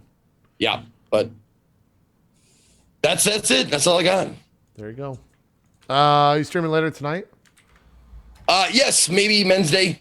Oh, nice. I'm Men's Day tonight. It'll be on Man vs. Games channel. I'll be over there. We haven't picked the game yet. Not sure what we're gonna do, but ostensibly it's gonna be. We kind of esoterically, or maybe not esoterically is the right word, but just willy nilly set a time. We're never on time anyway, so Gotcha. I'm not gonna say. But I like how esoterically was replaced with willy nilly. Yeah. Look, he gets all sides of the spectrum. All right. Yeah. It's gonna be nimbly pimbly. We're gonna flambergast it. We're gonna fing dangle it. Yeah. Finagle We're it. gonna give it a weird squadoodle. Yeah. Yeah, couple to a few hours from now. Someone linked this to me. I want to watch this real quick. This is called The Unspoken. It's actually from Insomniac Games. Zeke, this is exactly what you were just talking about. This is a VR game. And you cast, or I guess it's Oculus based. I didn't know it was only Oculus. That kind of fucking sucks. But you cast spells with your hands. So I think this is right up your alley, Zeke. Really? Look, it's a magical fucking It's thing. the 6-fingered man. Oh, is this going to pull like a Doctor Strange thing and it's going to like open up to a magical... Oh, I hope it does. I think that's... I hope it does. Oh, shit. Ooh. Is that you? Oh. Hell yeah. What? Why are there phoenixes? Oh, shit. I have no idea what the actual basis of this game is. Apparently it's PvP. It looks Bioshocky. A little bit. Oh, but it looks point and clicky. It looks like he's just aiming and then clicking a button to cast a spell. That's like, Yeah. Well, that's it. I still want to do the VR show, by the way, but that's kind of the thing with VR games is you kind of have to like do the point and clicky thing. Like oh, there you go. oh, here we go. There we go. Yes. Okay. Oh, awesome. shit. That's the shit I'm looking for right there. That's what makes this stuff different, in my opinion. Yeah, he like pulled up a grid system and drew on it. I want to watch that again real quick. It's called The Unspoken. Look at that thing. That's cool. Like, imagine that right there, that Arcs game I was talking about. You had to draw like actual runes in order. So, like, I want to see that kind of thing in a VR game. Really take advantage of the movement and what you have do. Yeah, like, make it so your stamina is your actual stamina of having to do that shit over and over again. Look, no stamina meter. It's your stamina. Game player needs rest badly. Yes. Someone brings I don't know why I'm saying a YouTube comment brings up a good point, but this guy says in a very harsh way, seriously, guys, how hard is it to bring up a freaking joystick on a Vive/Oculus touch controllers to move around? If I want to just stand still and shoot at digital things, I could go to an arcade hall. He's not kind of wrong. Yeah. Like, that's kind of what a lot of VR games are. And it's really hard to, as someone who's played a lot of VR games, it's hard to tell that person that it feels a lot different when you're wearing the headset. Because the only way you can experience that is by having a headset, and the barrier of entry is $800. So, Well, I gotta say, playing the Star Trek game sitting down was still pretty fucking cool. was it? Yeah, it was pretty fucking I'll cool. have to check that out as well. I'll have to check that out. Last but not least, we got a panel at TwitchCon, guys. The panels finally came out. Woo! It's 11:30 a.m. on October the 1st, which is Saturday at TwitchCon. We're going to be in the Kappa Theater, which is my understanding is the big theater. So once again, we'll be on the main stage, which is cool. We'll be on /Twitch, hosting on all our channels as well. And this is, of course, in October. So we're going to be previewing, or rather promoting this from now till then. So Who's our guest? one of them is not confirmed yet, but Okay. he was. If you watched last year, it'll be a recognizable face. Okay. Hopefully that is. He's not confirmed, so we'll see. And then we'll just, I don't know. I'm thinking maybe I shouldn't. I'm not going to talk about maybes on the because then people. Yeah, don't talk about maybes. I didn't know if you had anybody confirmed you're going to reveal yet or not, but No. Let's just spoil it. It's Donald Trump. Yep, we're going full on politics. we're gonna make Twitch great again. We're gonna make Twitch Justin TV again. We're gonna build a wall, and YouTube's gonna pay for it. There you Right. go. There you go. I just posted who I was maybe thinking of, at least one, which would be kind of Okay. cool. I'd be interested in that, but we'll see. We'll see. So that's gonna be happening because he'll be there. That'll be a guy that'll be there. That's funny. That's funny. A guy and a thing will be there. Yeah. So that's that. And then what other? I guess we had to talk about this real quick. What other panels are you guys on? Because I know we've got another balance of power, or we've got a balance of power panel, which both of you guys will be on. I think we'll have both cast there. I don't know what the actual plan for that is, whether it'll just be a Q&A or what. But Okay. what other Zeke? You're doing some roast. Yeah. I'm ostensibly in the roast for DJ Wheat. Nice. That is gonna be fun. He's I got a think lot. that's gonna be the tits. If you need some ammunition for that, let me know. Oh, But I I- know. Yeah, you know what? I will talk to you. Okay, I will great. definitely talk to you about some stuff. Great. Because I know the things on the other side of the line, and I think it'll be very interesting if you just bring those out of nowhere, and I'd be in the audience just laughing. So we'll see. Yep. I think it's gonna be great. Yeah, I'm looking forward to that. What do you know the time and date for that? Or is it just actually? Can I click on your name and it shows? God damn it, Twitch! I can't click on your name and show all the panels you're on. Hold on. That shucks. Or sucks. I think it's because they're not done putting the panels up. Oh, okay. So that's gonna be a thing. Yeah. Gotcha. Yeah. They're still working on that. Gotcha. Wait a minute. I posted it on my Twitter. Now I can't find it. While you're looking for that, you're going to be on the Twitch 101, How to Work with Broadcasters. Oh, cool. Do you know that? That's at 3 o'clock on Friday. You, Elohim, Jericho, Firefox, Swifter, and Aurelian. So pretty much anyone that Twitch continuously taps for activations is on that panel with Aurelian. So there you go. Oh, I'm hosting. I'm not really doing too much, but I'm hosting a panel that my mod team is running. It's basically like what my mod team does, how it functions behind the scenes, how they work as a group. Going to take questions. It has some of my my mods and mod managers in the panel. Should be really interesting for other moderators or people who are interested in modding on Twitch. Yeah, should be really cool. Nice. The roast of DJ Wheat, 8:30 p.m. Ooh. In the Kappa Theater. So on Friday, 30th. Ooh, I could be drunk. 8:30 p.m. Got guests such as Sour Kool-Aid Show, DJ Wheat, Anna Prosser Robinson, and Schmagigi. Adam Contini, who's worked with him a lot. Yep, Adam Contini, and more to come. There's going to be definitely. That's not it. There you go. There you go. But yeah, so I'm just scrolling down the list to see if there's anything. There's us, Drop Frames. There's a ton of panels, guys. So you should go look at them all at the TwitchCon main page. I think it's just twitchcon.com/schedule for that. I think that's it though. We're done. We've been here for too long. This is the longest we've ever been on the show. So we're approaching 4 hours. We got to get the fuck out of here. So let's do some shout outs because I want to play some Battlefield 1. Zeke, start us off, sir. Hello, everybody. Faux R boys. Where's my faux R's in the chat? How you guys doing? My name is Ezekiel the Third, Zeke for short. You can find me at Twitch, Twitter, and YouTube, all the same. Ezekiel _ if you want to follow me. I will be. Oh, I forgot to tell the boys this. I might be gone next week. In fact, I am going to be leaving Wednesday for San Diego Comic-Con. Oh shit! Are you working Twitch's booth or something? What are you doing? I'm working with Swiftor and I believe Weed again and a couple of other people for San Diego Comic-Con. I'm not exactly sure what I'm doing there. Were you there last year?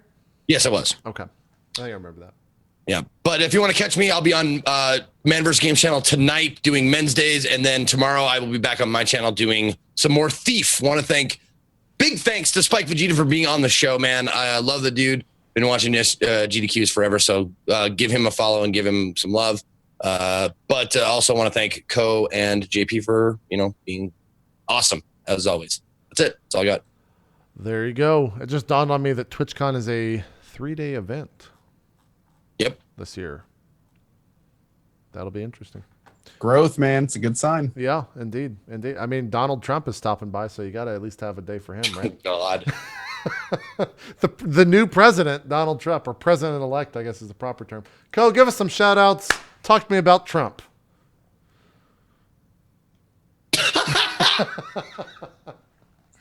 Thank you, as always, to Zeke and JP. It has been another blast of a show. Big thank you to Spike as well. That was really cool. It's always great getting other corners of Twitch into Drop Frames and really hearing what's going on out there. It's a big, big ocean here on Twitch, and it's all fascinating if you kind of dig into it.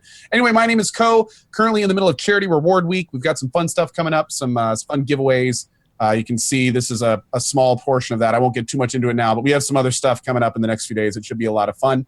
Going to be doing a full Starbound playthrough soon, probably some more RimWorld, Minecraft, all sorts of fun things. But anyway, stop on by, come say hello. And as always, a big thanks to my co-hosts and Spike. Awesome.